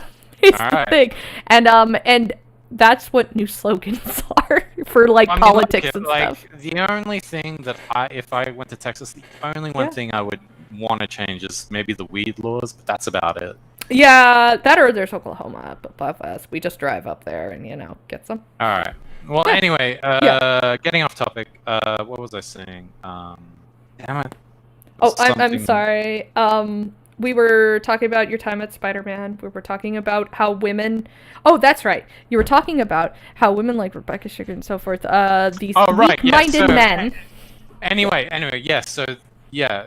So you gave your perspective, which is incredibly legit, but I feel like it's very rare because lot of these women, like Rebecca, have been fed this narrative saying that there is this glass ceiling and that it's impossible for them to do that. So, human nature, we want to, if we're told we can't do something, we are going to try and find other ways to bypass that. And so, this comes down to women learning how to use sympathy to manipulate men into getting what they want is probably the best way I can put it.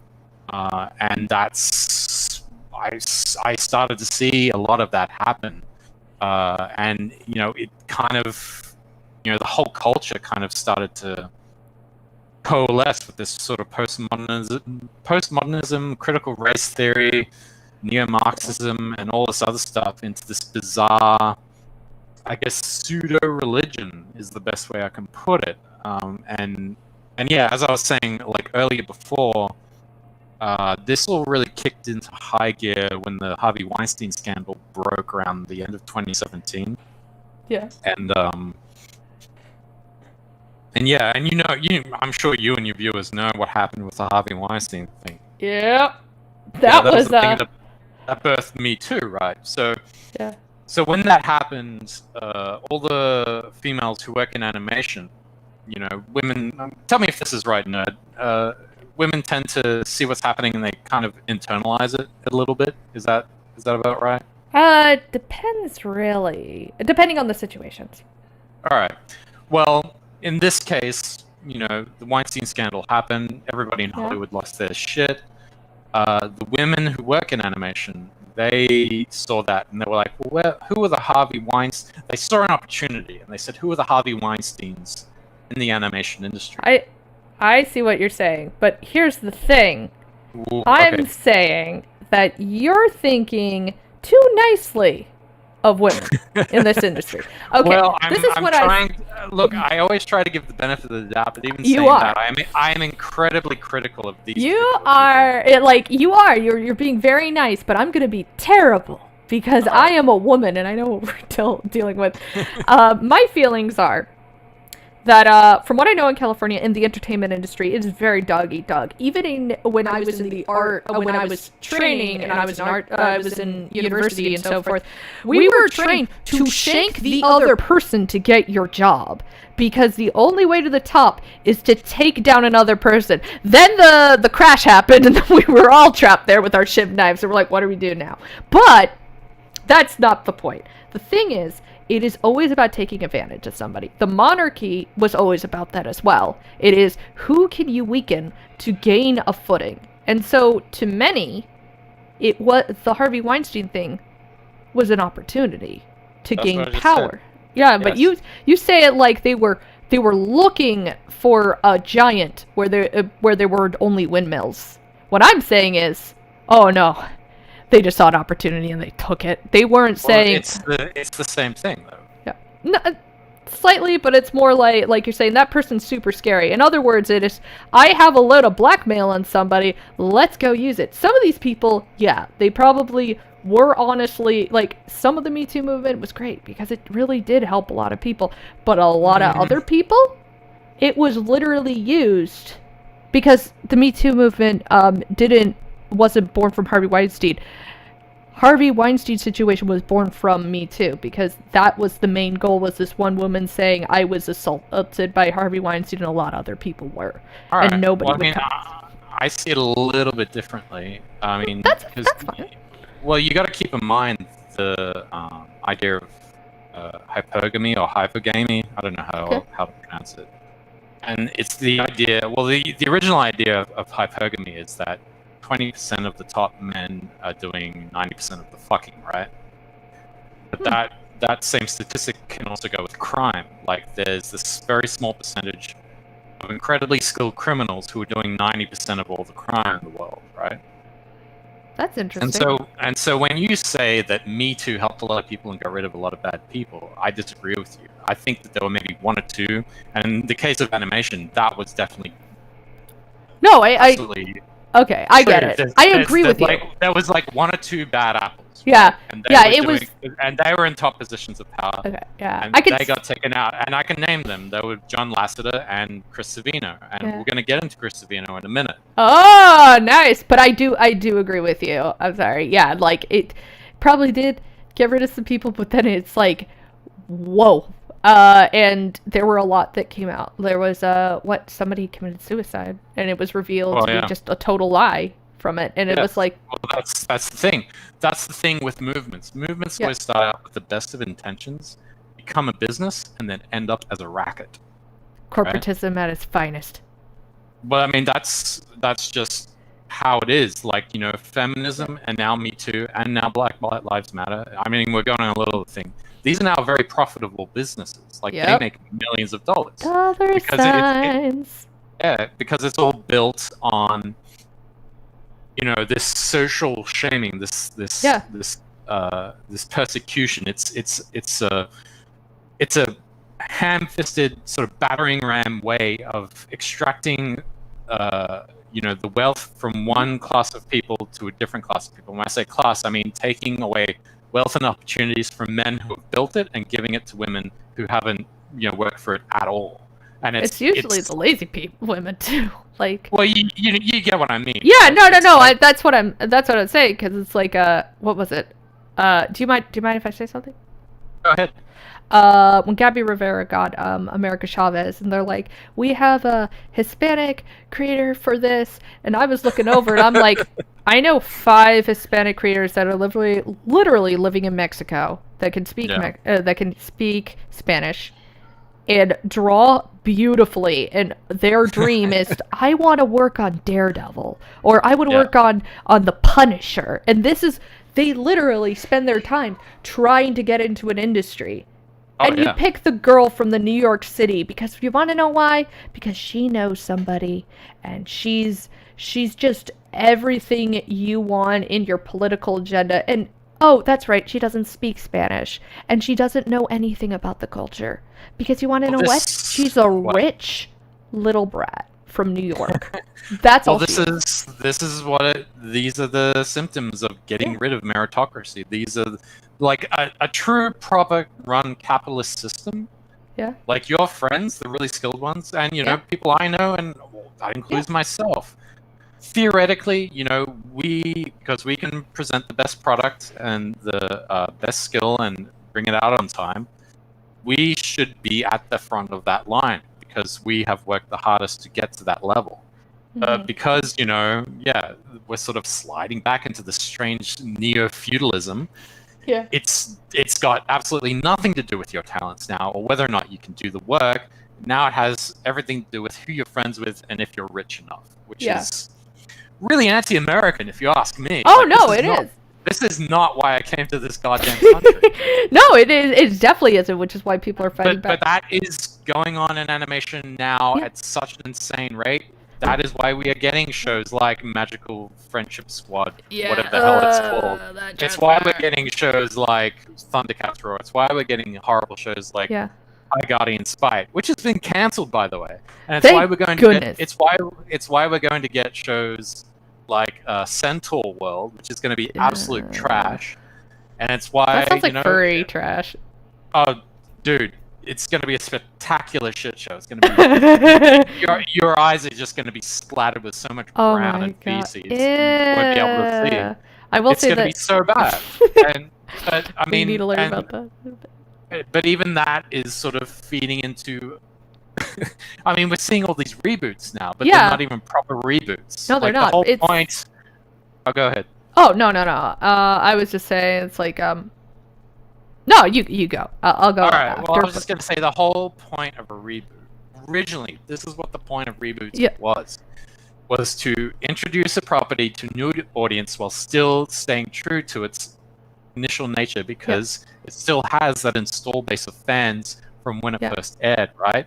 Because theoretically, you would say, let's say something that aired in the 90s is airing now. You know, there's people who were kids that first viewed it in the 90s, they're now adults, and they have kids. So it's like you're supposed to keep a franchise going by introducing it through the parents, so Yeah. to say. You know what I mean? Yeah, But and they're absolutely not doing that at all. No. It's the exact opposite. yeah, and if the parents look at it and they're like, wow, this is a trash fire, they literally scream, it's not for you. No, it was for us. You literally are doing this, so we'll give it to our kids. Shut up.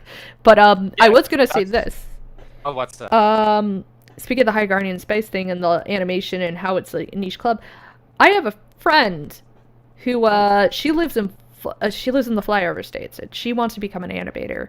So she joined the Women in Animation. Oh my god. Yep, you know this story. She actually blew out of the water some stuff about. You're talking about Rainbow Squidding. Yeah.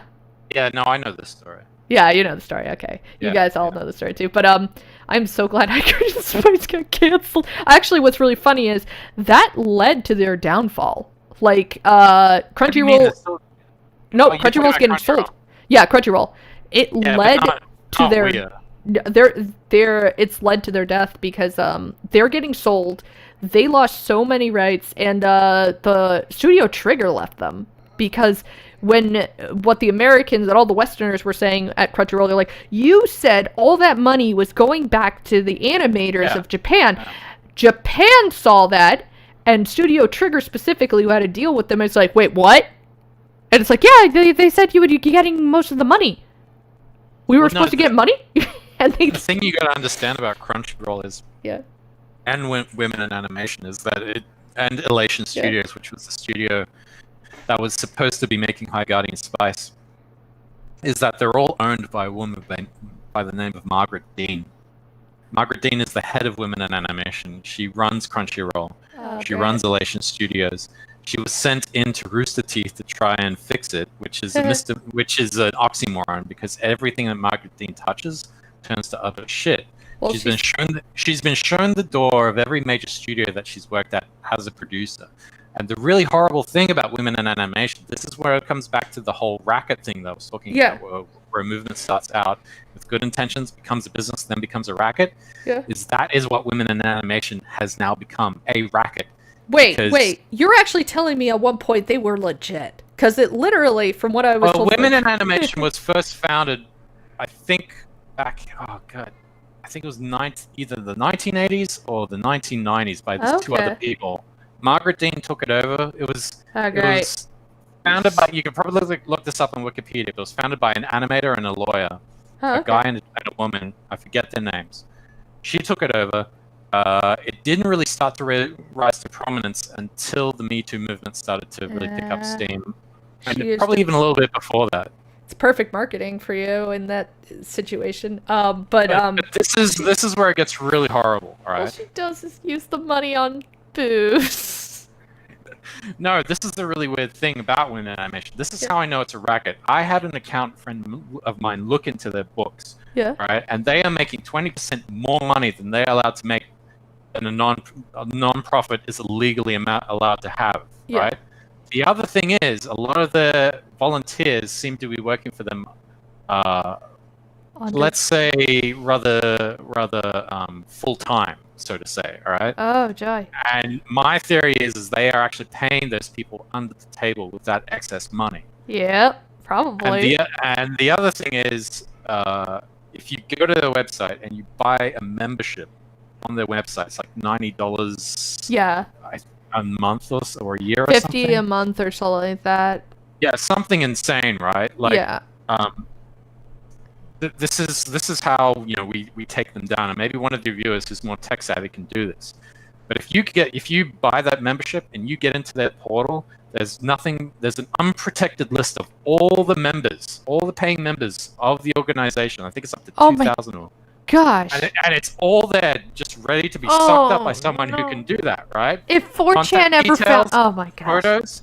My gosh. Positions, what they do. Dude, and the thing is, it's 2020. The minute that you cancel your membership, right? If you cancel a membership with Netflix, like say you buy a year-long membership. Yeah. And you cancel it early, that membership still lasts because you gotta pay for it. Till it's over. But if you cancel your membership to Weir ahead of time, they lock you out the minute that you press cancel and they keep the money.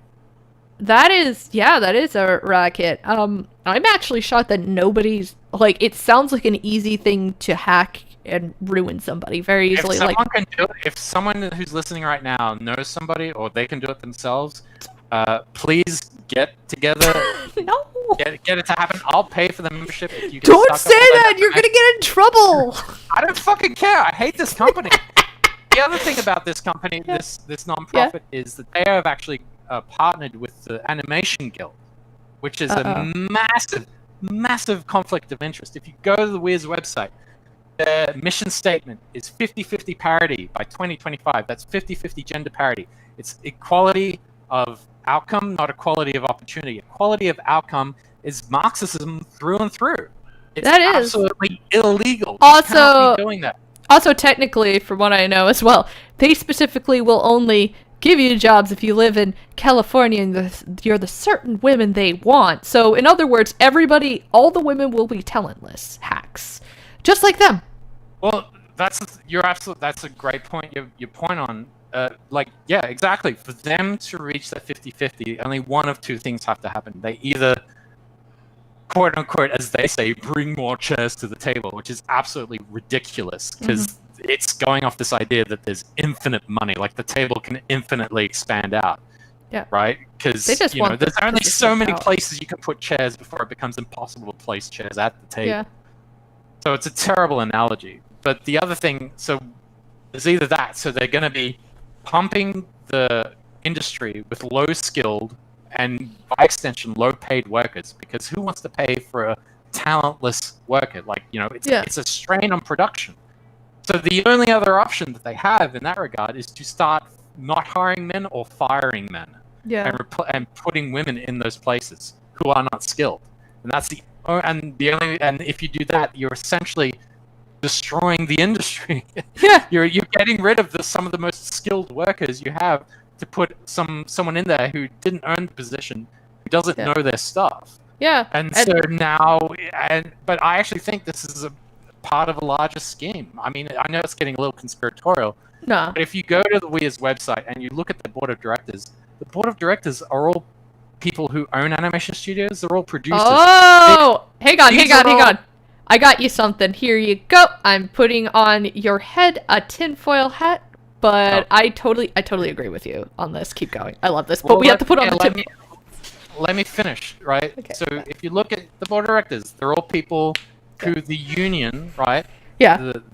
The Animation Guild, the one that negotiates contracts and wages so that we don't get screwed over, they have partnered up with this non-profit whose board members are the very people that the union is supposed to be fighting against, negotiating against. Yeah. My theory is the reason why they're doing this 50-50 is so that they can lower wages and line the whatever leftover money with their own pockets. No, or at least honestly, increase their bottom line. I think you're right. No, it sounds like the biggest power play to take over. They're probably going to they're going to try and have more power in the industry, and then they can command who lives and who dies. And then pretty much, just remove whoever they don't like. You can easily the thing is, it's like, it's destroying people's lives so they can make profit, which is what we talked about earlier. It's predatory capitalism. It's like people as disposable objects, right? Yeah. The only reason proper capitalism works is that everyone is supposed to get wealthy as per in concordance with their production output, right? The hardest workers will succeed more than, say, someone who doesn't work as hard, but even those people still succeed a little bit. Yeah. You get... the only flaw is that, the people at the bottom tend to stack up more, and that's why you need to sort of like reset it every now and then. But the other really horrible, disgusting thing about this whole thing is that these people, animes, look, don't get me wrong, I love anime. Anime is on the rise. Yeah. But that's because they have a merit system over there, all right? Mm-hmm. Yeah, they do. It's always... But the American dollar compared to, say, Korea and Japan is a lot stronger. So to them, these executives who are trying to destroy the Western industry, they're just going to turn around and go, well, this anime stuff is really popular. And we're already seeing it now with Crunchyroll, with Margaret Dean going, look, we've got anime, the kids love anime, it's really profitable. And the animators in Japan, they get paid peanuts because they don't have a union. Let's just destroy what we have here, so we can just farm everything out overseas, and then we'll just get everything imported in, and we'll make off as rich as Nazis. Yeah, here we go. Here's where I love talking. Now, this did happen way back in the day, but mostly just for regular animation. Yes. But they still had a lot already done in the States. Like, that was always the thing. Like, Animaniacs, yes, that was imported over. Like, a lot of that animation was done. That was outsourced, right? That was outsourced. Yes. So you were paid. And also, the outsourcing, I think I saw an interview one time with the Animaniacs. They had to redraw it at points. Yeah, because they're like, what on earth is going on? So they would have to go back in, check all the animation roles, because they got one time a studio to do it, and they, like, it looked like they were melting and stuff, so they had to redraw everything. So in other words, they knew how to do it. They knew how to draw these characters, but they got another studio to do it, because they knew they could work it faster for cheaper. And that's right. I mean, I've had personal experience with that with these cheap studios. I won't say which studio it was. Yeah. But South Korea has, I mean, it's almost the equivalent of an artistic sweatshop. It is. I like to call it that sometimes, because but, I mean, they initially did it to, like, when they first started outsourcing it to, say, Japan and Korea, and even when I was in university studying animation, we had an outsource studio in Sydney. I think it was Disney Australia. Yeah. And Disney would send a lot of, the direct-to-video stuff. I think it was like, what was one? Peter Pan 2, and like the direct-to-video sequels that no one really cares about. But I mean, once the Australian dollar started to strengthen, then they pulled out of there, right? And they that just was around F it the off. same time. Great. Yeah, well, that was around the same time the 2008 crash happened. So I mean, they've been, but the thing is, the outsourcing has always been to a degree where it hasn't really impeded too many jobs. You know what I mean? Like, even here, we still have to do the storyboards, do the character designs. Yeah. Sometimes do the background designs. Yeah. Depending, sometimes they would do the background designs and painting, depending on how much, what the showrunner would be after. Yeah. But now, it looks like we might be getting into this weird thing, especially with streaming going on and all this other jazz. Now it seems like, and especially everything I just explained, the union's other main goal is to try to keep jobs here in Los Angeles. Because I'm not sure if you're familiar with what's been going on in the last 10 years with the visual effects industry. No, I do not. Can you enlighten us? The visual effects industry is a warning to the animation industry. And it's really interesting because I think, how many years ago was it? I think it was the studio that did Avatar. It was I think it was called Rhythm and Hues or something. Yeah. They were this VFX studio.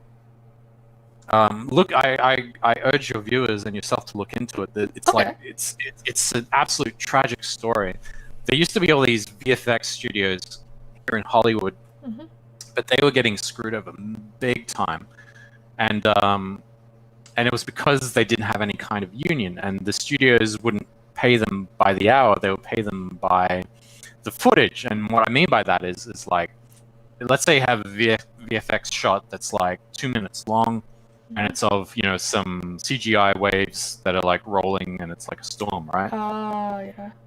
And because, the studios, they just farm it off to these VFX places, just say, look, just, this is what we want, just go ahead and do it. And the director's not there.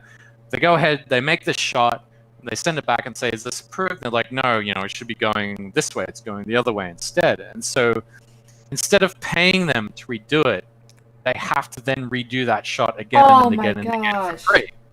Because they didn't have a union, they didn't organize, and the VFX industry at that time was just like, there was VFX everywhere. There was VFX in every goddamn movie. Remember when there were theaters and we had movies? It was just VFX, spectacular films, and they won Academy Awards.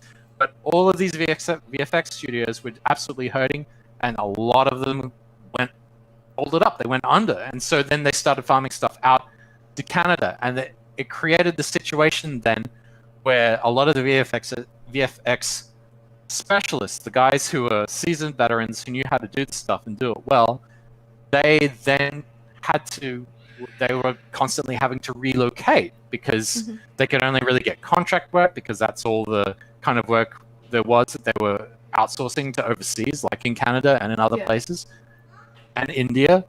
And so they couldn't have a stable family life. I mean, they had families, so they would have to leave their family to go to these studios The only way to make money. do this stuff, to not get paid, to get paid less than what they were getting paid because of the exchange rate. This is so messed up. That is tragic. But that's the dark future that I see happening for animation.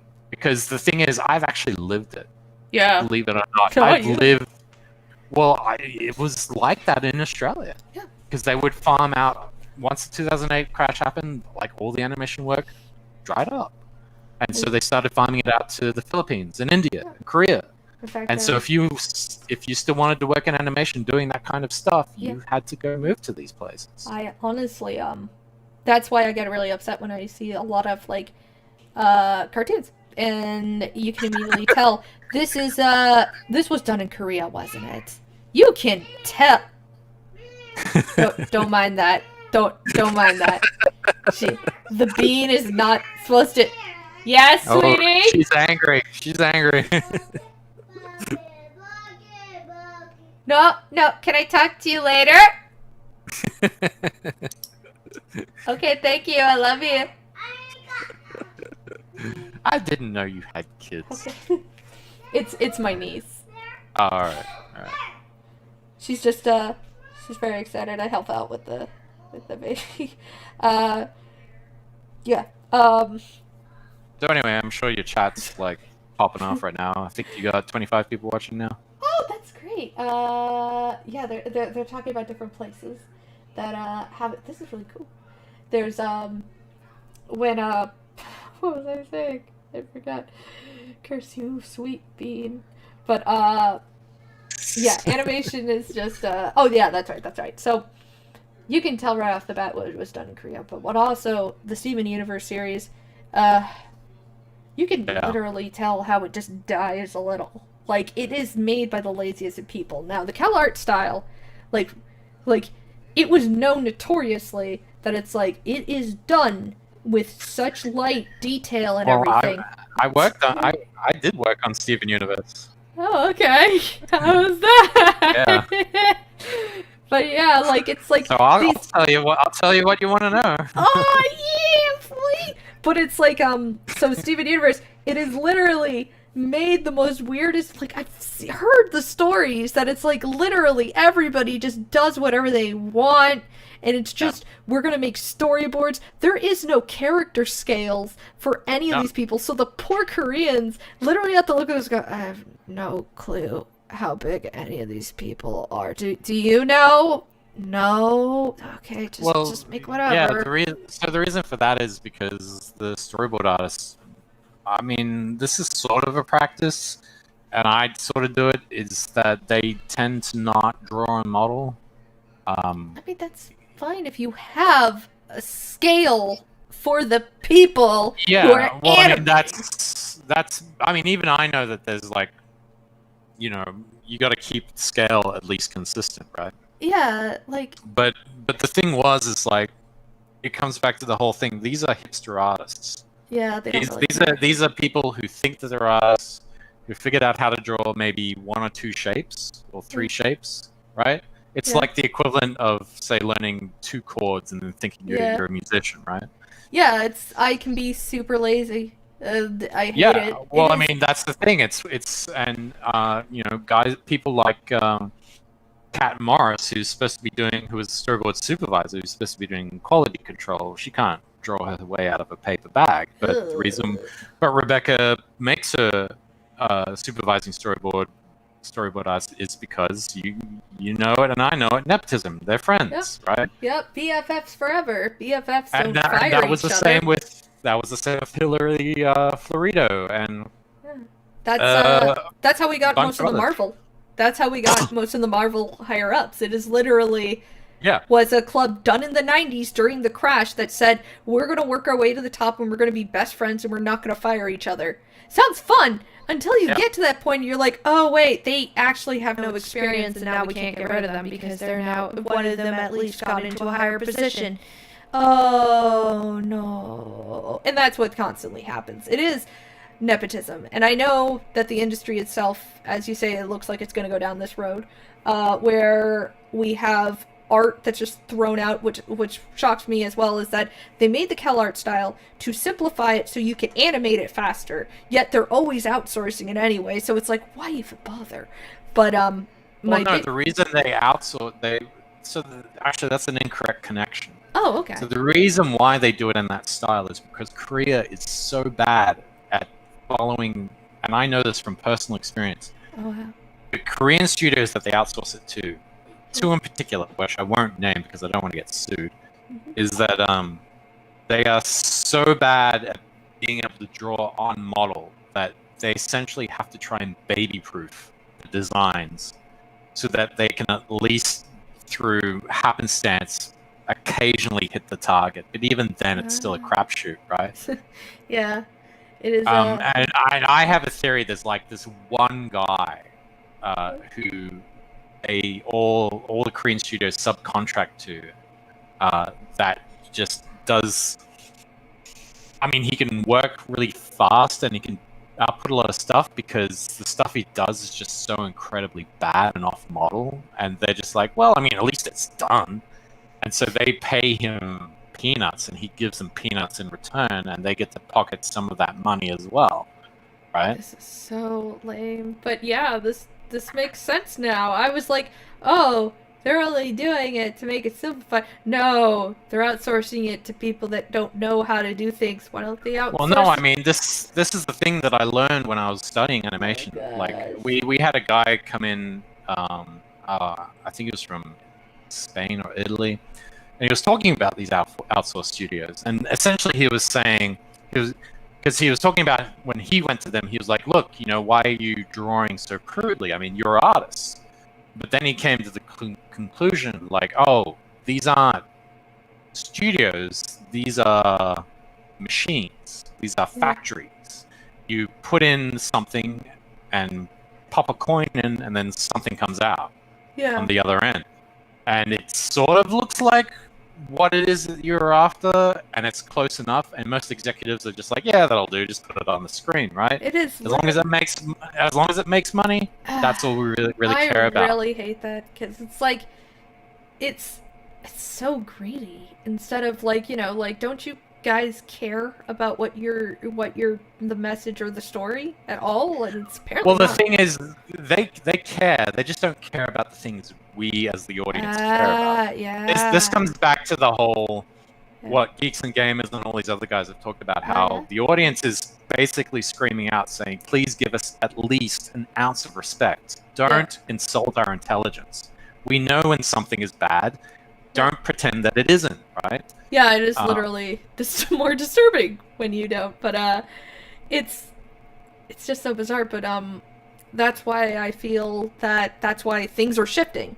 What we've also noticed is that when they shove nepotism or an agenda, there's also seems to be a boom in an indie industry. Yeah, I mean, that was the same with games, wasn't it? Oh, yeah, no. Video games immediately was like, you want to know what? Screw this. We're going to make our own games. Kingdom Come Deliverance. Untitled Goose Game. Like, we have, whatever. For Last of Us 2, for every Last of Us 2, you get, like, 30 Fall Guys that just topple over it in Fall Guy fashion. Oh, everybody loves telling that. Like, hey, how does it feel? How does it feel, Neil? How does it feel, Neil, to know that Fall Guys, which was made in 8 months by 11 dudes, beat your game? How does it feel, Neil? How does it feel? But yeah. Well, I mean, obviously they're not like that. They were just like, oh, let's make this fun little game. Yeah. And maybe it'll kick off, and I'm sure it surprised them. I mean, video games is a. Sorry, I'm interrupting you. No. You're fine. Go. Video games is like. It's such a. Because I've worked in video games. Yeah. I mean, it's such a unique industry. It is. It's the 4D art media. Yeah, I mean, just the fact that it's not only, it's kind of like, I guess it's kind of the best encapsulation of what capitalism can do when it works. You know what I mean? Like, if you've got a good idea, you got a bit of skill, and you work really hard, then you can make it. Yeah, like, depending on what industry, because let's face it, some people are crazy. But, I mean, as we know, like, what is it? Bloodlines 2?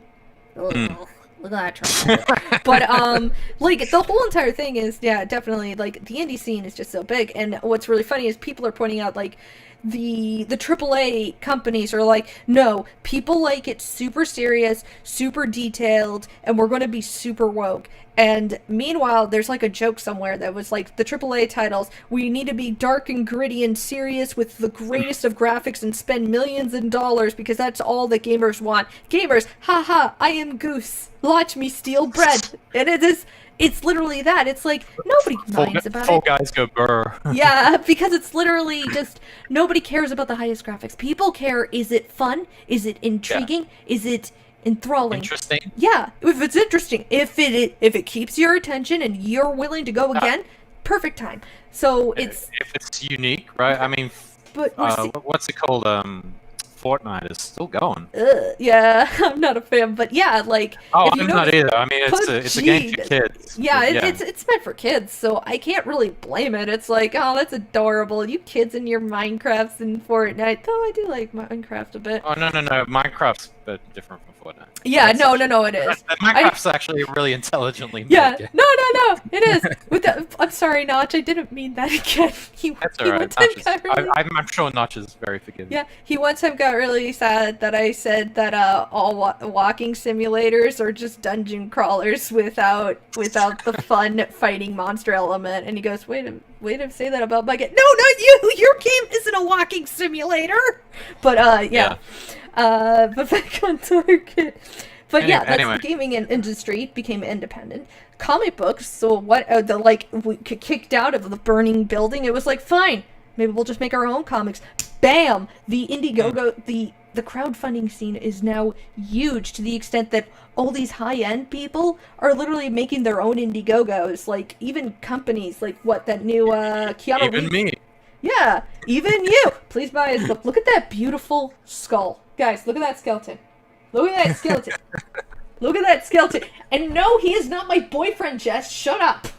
Look at that. Sorry, there's a joke about Notch. Okay, that skeleton is beautiful. Why wouldn't you want Forsaken God? No. But yeah, but you're right. We went to the ground is shifting. There is a sign. There, whether or not you like her politics or not, Has Been Hotel is a sign in a good direction, because it is an indie group that just made a cartoon. What? Who? Which ones? Has Been Hotel by. Oh right, yeah. I was gonna say that. Yeah, you beat me to it. Oh, I'm so sorry. Yeah, it's no, it's fine. No, but I mean, this is the thing. It's like, I mean, independent crowdfunding comics is one thing that's very achievable, right? Yeah. I mean, I've done it. Yeah. And independent video games, crowdfunding those, that's achievable as well. I mean, I can't do that because I'm not a programmer. If I was a programmer and I knew art, I'd just make video games all day. Yeah, like the Cuphead people. Yeah, right. But I'm not, so I can only go as far as my skill level will allow me. So, but animation is this weird. It's sort of in this weird little spot where it's. I mean, I have seen people do it, like Has Been Hotel that you've seen, Long Gone Gulch, Blossom Detective Holmes. I think the most recent one was Lackadaisy, but that was based off a long-running comic. Oh my gosh, I didn't know they made a cartoon of it. Yeah, so they crowdfunded, the production of a cartoon. I think they raised like $300K or something insane like that. But so there are examples here and there. Satina with Hannah Daigle, she mostly funded that through Patreon. Yeah, a lot of animators are doing Patreon now, which is a good idea. I've seen. I mean, it's finding the niche. which is really nice. Yeah. That I think it says we're still it live. reconnected. It reconnected. I Alright. don't know why. I guess it was. I mean, I'm looking at it. It says we're still live. Yeah, so- yeah. It just said. I guess it was updating really quick. Sorry, guys. Alright. But so what was I gonna say? Okay, yeah. Newgrounds. Newgrounds has always remained a big epiphany, which is really funny because a lot of these animators on Adult Swim or something, or these voice actors and so forth, they all started from Newgrounds, which is kind of cool. But a lot of creators and so forth, they're trying to find their way. And I'm an optimist. I'm all about love and friendship, and, friendship is magic and all that jazz. So pretty much It's quite naive, but yeah, congrats. I mean, I'm always going to be a little bit naive. Of course, I will Sure. have a grain of salt. Maybe we need a little bit more of that in the world. We just need a little bit of hope. I'm not saying be so dense that you don't see what's the smoke coming from your house, but you gotta remain positive, or shit's gonna go to hell really fast. But yeah. I'm still there. So. yeah, I know. I'm sorry. But I mean, to maybe, I don't know, say something. Yeah. I mean, I definitely want to crowdfund something animated. Dude, that'd be cool. I don't know how that would work. I think I'm still in the building audience phase yet again.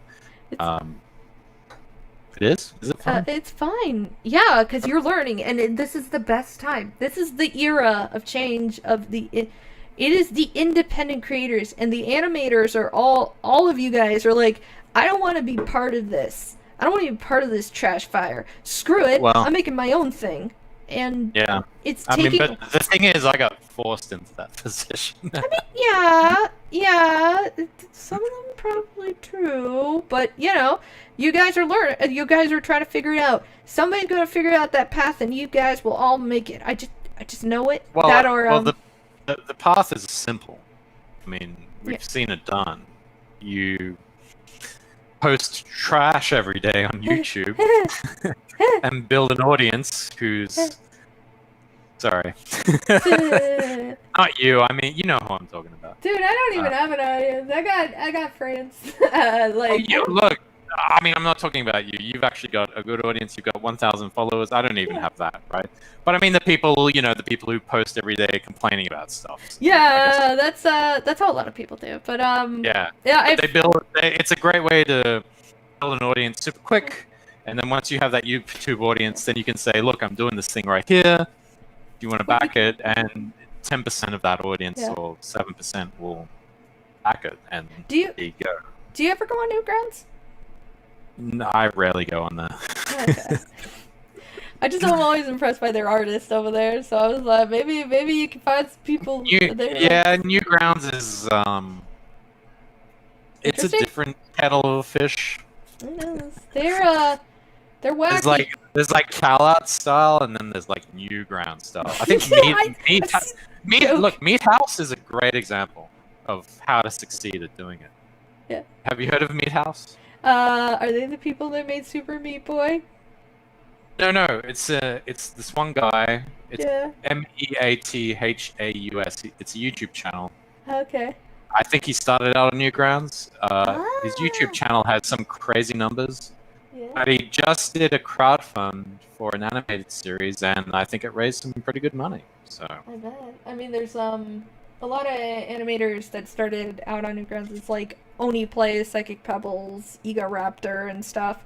So but they kind of gave up. Yeah, except Oni still does stuff. Like they're making a video game. He's helping with a video game. He helps out with the animation. Yeah, but ever since he ditched Stamper, it's like. What happened to Stamper? Aside from I heard he's in he plays Pembleton Edgelord in Has-Been Hotel. Yeah, no, that's true. I mean, I've talked to him. You've talked to Stamper? Yeah, I think I talked to him here on Discord. I think it was. Whoa, dude, that's so cool. And yeah, we exchange emails a bit now and then. That's nice. I mean, he's absolutely crazy, but that's what I like about him. I mean, yeah, he seems kind of like, I don't know, he seems pretty New Yorker-ish. I don't know why, it's very nostalgic. Well, I mean, I I was scouting him. I asked him to do like an audition for something that I wanted to do, and you know, I guess I've kind of fallen out of contact with him. But the last I talked to with him, he was 7K in debt, and he was living at his sister's place. But I think he's gotten out of that. I think he's living with someone, roommating with somebody now. Yeah, California is usually a bitch about that. But no, he left California. He went to I think his sister was in Arizona or Texas or something. That's a little bit easier, yeah. I'm hoping he finds work because I know he got. Oh, he has been. He's been finding a bit of work, and I paid him for his audition, you know, because he did good work. So yeah. He's a great guy, yeah. I'm hoping. No, he's great. I think he's awesome. He's very weird. He was like, when we were talking about it, he's like, look, there's like 2 things I'm not gonna do. I mean, it's a bad impression, but this is the best I can do. One, you know, I don't like you telling me how to read the lines, and 2, you know, I don't want to fly out to any recording studio or anything like that. And then he went pause, and and I was like, no, he didn't. I just made that up. So he had sort of like these really weird sort of idiosyncratic sort of things, and I was like, all right. Well, I mean, he's a creative guy, so whatever. That's fun. Yeah. But he's cool. He's cool. He seems really cool. He seems like really fun. So yeah, like it's nice that you're making contacts and stuff. And For as long as it lasts. Shut up! I'm your friend. You can always consider me a contact if you want. Be like, yeah, I know this weird crazy girl online. She with a niece who won't leave her alone. Yeah. I guess that's a good sign. I guess. I don't know. Look, it's just cheaper to room with family. Oh yeah, Toku Tofu said he was no. Actually, Stamper wasn't Angel Dust. He was that snake guy. Yeah, Ed Pebbleton. Yeah, he's the snake with the eggs. Yeah. Which I think the eggs were designed by Grim Adventures of Billy and Mandy animator. Yeah. Which was really cool. So yeah, like, that's how I learned about Stamper, was my friend's like, holy F, that's Stamper! And I'm like, what? Yeah. And he goes, yeah, that's Stamper! I love Stamper! And I was like, yeah, he's a very talented voice actor. But then I remembered, because I love, what is it, Battle Block Theater, I'm like, that's him? He's the narrator? I love the narrator. It is so good. He's also a lot of the other characters as well. Yeah, so honestly, I really fell in love with Stamper after that. And I was like, dude, Stamper is very talented. Well, I liked when I was like, whoa, he's like really good, was when he was sort of palling around with Onion and them crew. Yeah. I think they're all... Cast? I think it was a Sleepy Cast. It was around that era when they were kind of like just messing around and they were like doing what was it? They were like roommates, right, in this house somewhere in like New York or something like that. Yeah, they were trying like, to get just, like work. messing around, just doing stupid stuff, right? Yeah, in trying to get into an industry that we already know is it's like the trash fire of the industry. Though nowadays that I'm looking back at it, it's like, yeah, like 3 guys in an apartment or whatever, like there's all those stories of them desperately trying to get work into an industry they love and so forth, and not going with food. And it sounds crazy, but that's what a lot of these industries are now like in the bigwigs. They're like, oh, why even pay you properly when we could just pay you peanuts? And it's like, dude, I mean, that's what it is in Japan. So. Yeah, it's literally to the extent that, as much as I love anime and stuff, it is like, guys, we really need to consider what like appreciate the art. Like, there's that well, but that's the thing. It's like artists are very good at screwing themselves out of a good deal. Yeah, and we were talking about unions before. Yeah. It's been like how long? 2 hours now. Oh yeah. But, yes. I don't all right. mean to keep you that We'll say long. this, and then we can start wrapping it up. Because Okay. I'm sure you got things you got to do. But we're talking about unions, and one thing that came to mind was when Camilla Zhang tried to get that union started to Kickstarter. Yeah. Remember that? No. Alright, so in Kickstarter, they hired this Oh, you mean the former- Kickstarter union? I thought you meant Yes. like she was kickstarting a union, and I was like, oh my gosh. No. The Kickstarter Union. Yeah. Okay, that's what you name was like the political commissar for comics. Yeah, that's right. She kicked out. Yeah. She was the reason that Zach couldn't get in. Exactly right. Yeah. And so when she tried to start a union, this was after she had already turned a lot of business away, so the company wasn't doing so crash hot. Unions only work when an industry is on the surge, right? When it's making lots of money.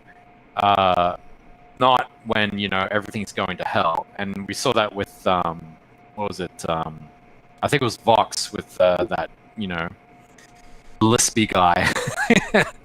And then he got fired because he tried to do the exact same thing. Excuse me. And so yeah, I think Japan, if the artists there want to get a better deal, now's the best time for them to start a union. The problem is culturally that's not a very good thing for them to do. Like it's frowned upon because it's seen as causing waves and creating problems. When in fact they're the ones who are having to take on all the risk, you know what I mean? And they don't even get rewarded if the risk pays off. Yeah, true. My only issue is that they probably don't want to listen to us very often because the people that are screaming the loudest are also those in power over here who are all like, you draw women wrong, and it's like, shut up, nobody cares, it's great. It's like, no, they drew that girl wrong and now she looks like a lolly. Shut up, she's not a lolly, she's just a short stack. People can be short. Grateful. But that's the other thing. I think I actually tweeted about it. It's like these people. I won't say Americans because there are Americans who understand anime.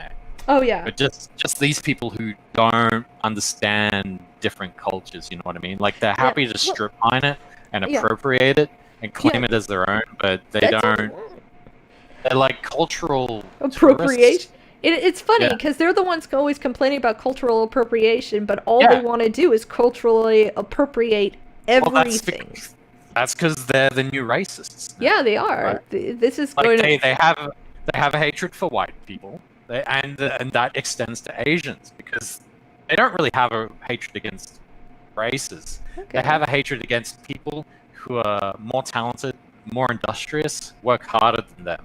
And and they're so lazy, they can't even get off their fat asses and start to try and work harder themselves. They're so lazy that they go, well, it's going to be too much work for me to try to meet them. I'm just going to try and destroy them instead. I don't know where this all started, but I'm friends with people that used to be part of it, escaped SJWism. Heck, I was an SJW and then I turned 13 and realized it was stupid. That's my joke. So yeah, you go through that phase when you're really young, but I had friends that stated I thought this was the only place for me, and then I was like, why is everybody getting mad at those guys? And then suddenly they start realizing that the world is different, but they've told me stuff like, I felt like crud and I had to walk on eggshells against everybody because everybody was out to kill each other. And it's like, wow, this sounds so much fun. I am so glad I'm just myself. I'm really into just speaking my mind now. I have become much braver. I will have to say by taking these stances and stuff, I've become much braver. I'm usually the simple wee little coward. But yeah, it's like I can stand up and state, no, this is bad. This sucks. Look, you gotta change. You are doing a lot better than the majority of the males who currently work in the animation industry. And I'm a terrible person. I'm gonna tell you what I think. What's that? Let it blow up. Let it blow up. Watch it burn. just okay. This is what we do. We put a jar over it. Okay, so it's an anthill, right? It's an anthill and it's just growing big. We're just gonna put a jar or something over it. Make sure, it's in one area. They can't grow anywhere else. They'll just eat each other and then they'll destroy it. And then when then we'll take off the jar. This analogy doesn't quite work because anthills, Okay, you're right. Dang it. I don't know how to say this. But what I'm saying is just let them eat each other for a bit. And then when it explodes, because it always does, At least the comic book industry always does. We always go through a death and rebirth.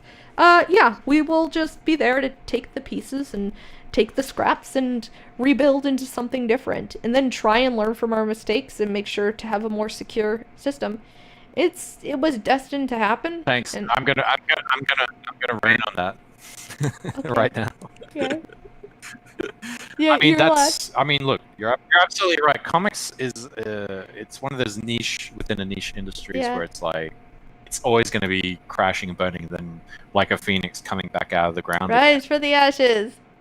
Yeah, but with animation is a little bit different because It a lot is. of these big studios have a lot of money behind them. So the only way I could sort of see that happening is if places like Netflix and Disney crash and burn to the ground I know almost that. completely. And the problem with that is, like, when they do that, then that really causes a lot of upheaval. Yeah. Sometimes not in a good way. Yeah. but, you know. These waves that is. are happening, something's gonna happen, and I'm just hoping that Oh we'll have yeah, an I adventure. mean the arc of the cosmos is long and it's grand, but it is always going towards justice. It just takes a long time to get there. I will have to say, it may be chaotic, it may be crazy, it may throw us across the room, but I'm glad to have you as my friend on this adventure. Sure. Yeah, Thank you. you're You as well. welcome. Aw, yay. All right. Well, I guess that's everything.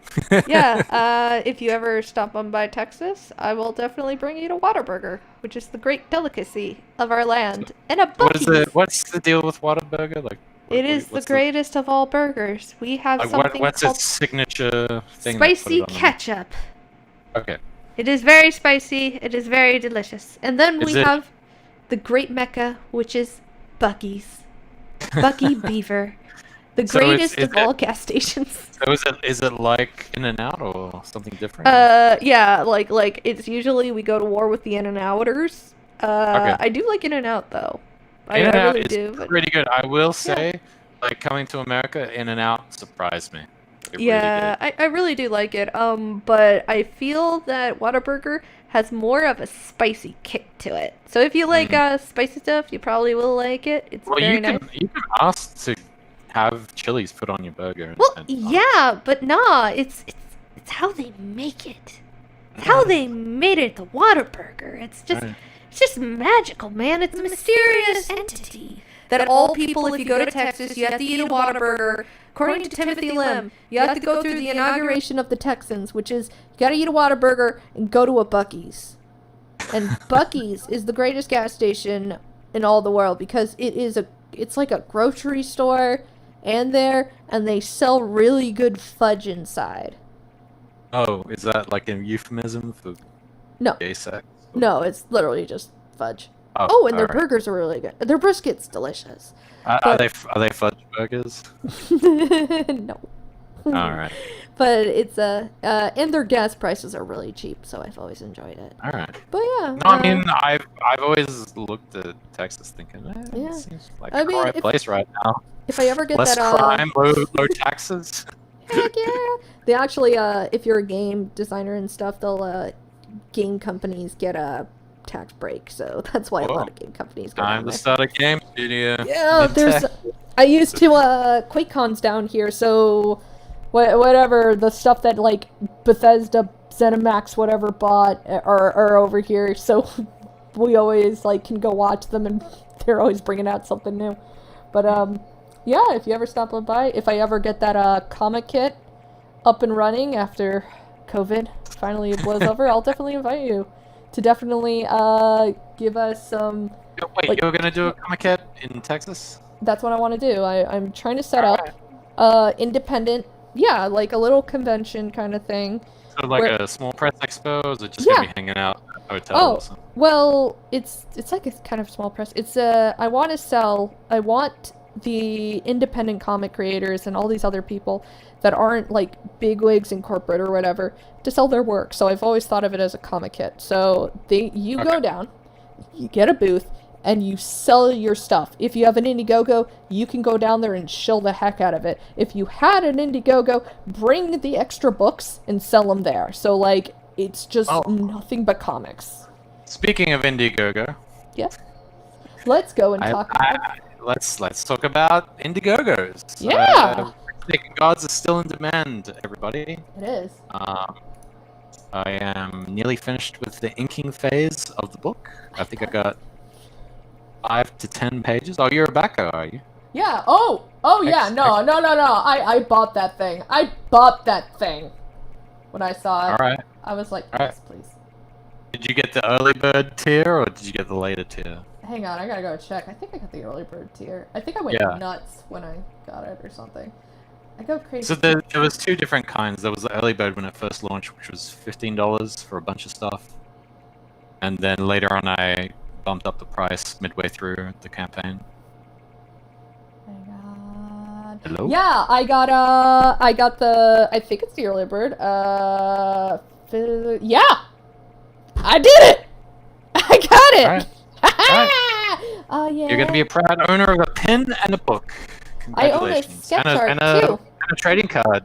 Yeah. Oh, Yes. you did get sketch art? How did you get that? Physical, digital book, acrylic standee, and original sketch art. Oh, wait. So you got the later tier. Oh, Think? I guess so.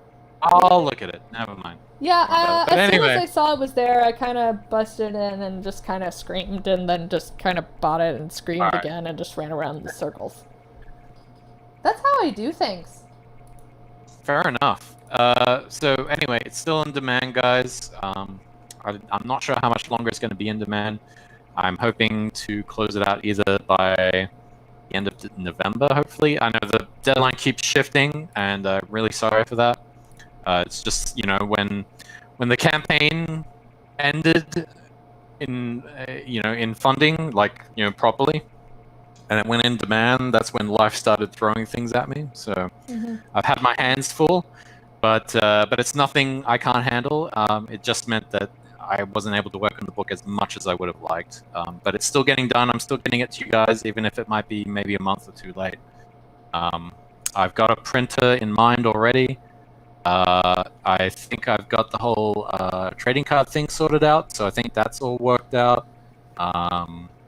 Yeah, and it's just getting the book finished and ready. I think when I do my next campaign, I'm probably going to get the book done ahead of time, so it's going to be like a pre-order, and I'm going to add in a whole lot more little extra goodies in there for you guys. So, yeah. 'Cause, I got a few plans Heck further yeah. down the road. I am desperately low. Like, it's just gorgeous work. So you guys.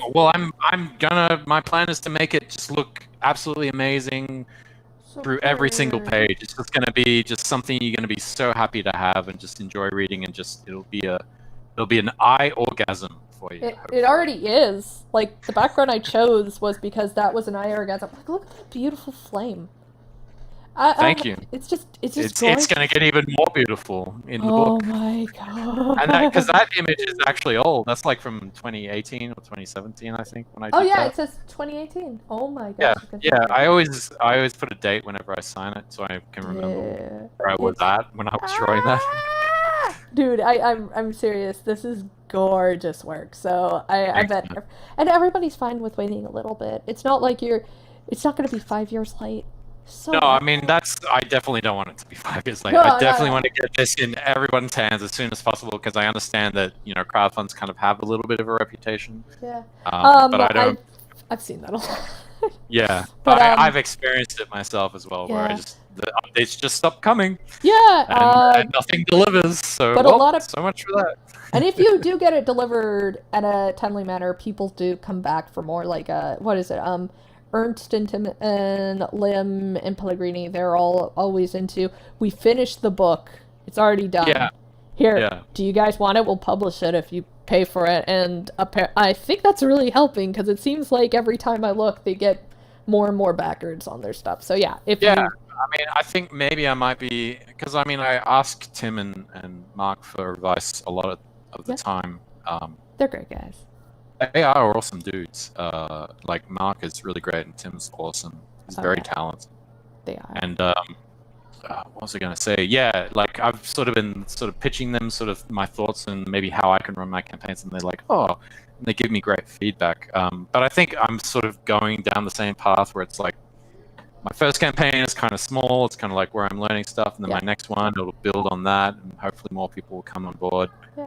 And then the next one after that, and hopefully the roadmap, the end of the Heck roadmap, yeah! is that eventually I'll have enough of an audience where I can say, hey guys, I want to do an animated short. Heck Here's what you yeah!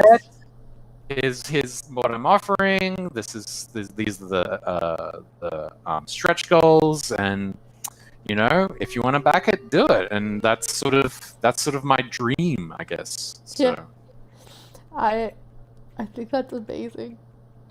yeah. You guys always motivate me.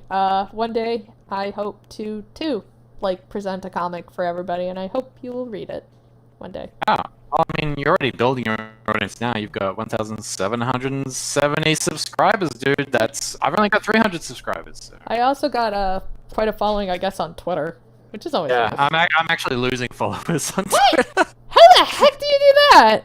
Oh wait. I guess because I complain about animation too much, and I often flex on my detractors who are like, 16 and 12-year-old kids who are absolutely retarded. So. Oh my gosh, they always are, aren't they? Oh wait. But it's like I just enjoy flexing them on how stupid they are because they think that they're better than me. But it's like a dog barking behind a chain fence. The minute you jump the fence, the dog's like, "Oh well, I don't remember barking. I'm just gonna walk over here now." Did you give her a kiss? All right, sounds like it's time to go. She came in to give me a kiss. No, it's fine. Could I have a kiss? Oh, thank you. Night night. No. Bye bye. See ya. Bye bye, sweetie. Thank you. But yeah, honestly, you're a great guy and you're fun and. Oh no, you I'm say evil. that- Don't get me wrong. I'm A lot of totally evil, people man. like you keep telling me it's like no, people don't like me and stuff. But look, your fans came to this True. stream and That's they just were because they like, don't. oh, it's Josh, the amazing animator, said it's just because he doesn't know what a murderous psychopath I am. What? Josh is great. But dude, Josh is great. I still need to drag him on with Deputy Rust one of these days. But if Rust will finally find a time, we've been having so many issues. Oh yeah. But Well, anyway, my I can't wait. throat is dead. Yeah. How's your throat? It's fine, but I can chat forever. I think there's been a joke before. It's like, do you ever breathe? Oh, yeah. I used How to. long did we do this for? Looks like 2 hours and almost 30 minutes. We did this. I love it. But that's just Wow. me. That often happens with me. I just keep rambling. No! Well, you want to know what? I think people learned a lot right now. I'm hoping that made you more fans. And we got to talk a lot about stuff that we were passionate about, which is the art industry, all the weird people in it, why some of it should just burn in a trash fire. Mm. And we didn't quite get onto the topic about these people's lack of understanding of anime, but I guess maybe that's we stream. can do that another time. We can do that another time if you ever want to. It's like, hey, nerd, let's go talk about that stuff where we remember when you complained about them all knowing Akira but only watching like the trailer. I'm like, yeah. Yeah. Well, I mean, no, it is true. I mean, Yeah. I think it was that tweet you did where it's like they say they love anime, but the only anime they watched was like Sailor Moon. Yeah, they only And watched Sailor Moon. some shit. Yeah, it was But that's Sailor Moon. Darren Nefsey in a nutshell. Like, she doesn't know shit. She's No, so they don't. creative and corrupt, so. They sometimes are like, oh no, I also watch Kill la Kill, and it's like, so you watch everything that's just mainstream. That's it. I mean, And whatever. I watch mainstream stuff, but it's Yeah, like... but you gotta explore more. Like, you gotta look deeper than just, oh, I saw this once. It was good. Like, whatever, that super magical girl whatever squad is like, oh, we have Cowboy Bebop references. It's like, did you even watch Cowboy Bebop? Because everything in Cowboy Bebop seems to be against what you're talking about. Well, the thing is like, let me put it this way. There's like deliberately ripping off references because you're so creatively bankrupt that Yeah. you don't understand what people actually want. And then there's being inspired by the things that you grew up with, right? Yeah. Like Forsaken Gods is a great example. It's an inspiration of all these different things. Like Berserk is in there. Oh, Iron nice. Giant. Iron Giant is in there. Yay! All these different, just two of them, but there's all these different things, and you put them all together and you mix them up in a pot, right? Yeah. They can't do that. They are incapable. They lack that understanding of what, you know, people, the consumers, you know, they lack that understanding that people want cool stuff. You know, they Yeah. want something that they haven't seen before. Yeah. So anyway, I won't get any more into it. I think I've made my point. Yeah, I think you did. Well, you can, if you're new to Fresher Luke, you can definitely go follow him. Oh yeah, someone was asking that. At Fresh Luke, yeah, on Twitter. Yeah. Luna Reese just put that in there. Thanks, Luna Reese. Thank you, Larry. I got my YouTube channel, Fresher Luke. Eventually, I'm going to try and start posting some animation on there. I will be do wanna honest. I had What's no that? idea you had a YouTube channel. I now have to follow you. I love art. It's like I've rarely used it just because part of it's because of the book. Like I'm trying to get it out the door, and just other stuff has been going on. But I have been sort of, you know, it's sort of that thing in the back of my head where I'm like, yeah, I should do something. You know what I mean? Like it shouldn't be that much effort to sort of get off my ass and do it. But you know, it is what it is. So. Stuff happens. Yeah. But yeah, you're gonna And- do amazing stuff, and I think I hope so. you I hope I don't are. die before. You're not gonna just don't jinx it. I don't want you to die. All right, so yeah, definitely follow him. Definitely check out his YouTube channel, and definitely check out Forsaken Gods before it goes. I'm serious, guys. Give it a back. Yeah.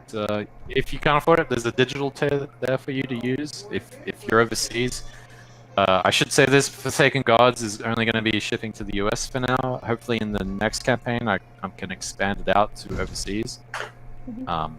So if you're overseas and you want to still read Forsaken Gods, there's a digital tier for you as well if you want that. So it's not the physical thing, but don't worry, I got you covered. Woo! Guys, that's pretty pimp, guys, come on. Come on, guys, this is pretty good. I mean, I spent a lot of money on it because why? It's beautiful. Like, look at that! Look at that!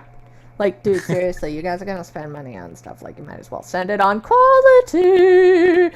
Yeah, that's like another thing, guys. Quantity over quality, or quality over quantity. I personally am into quality over quantity. So, you know, yeah. I think you said that twice, didn't you?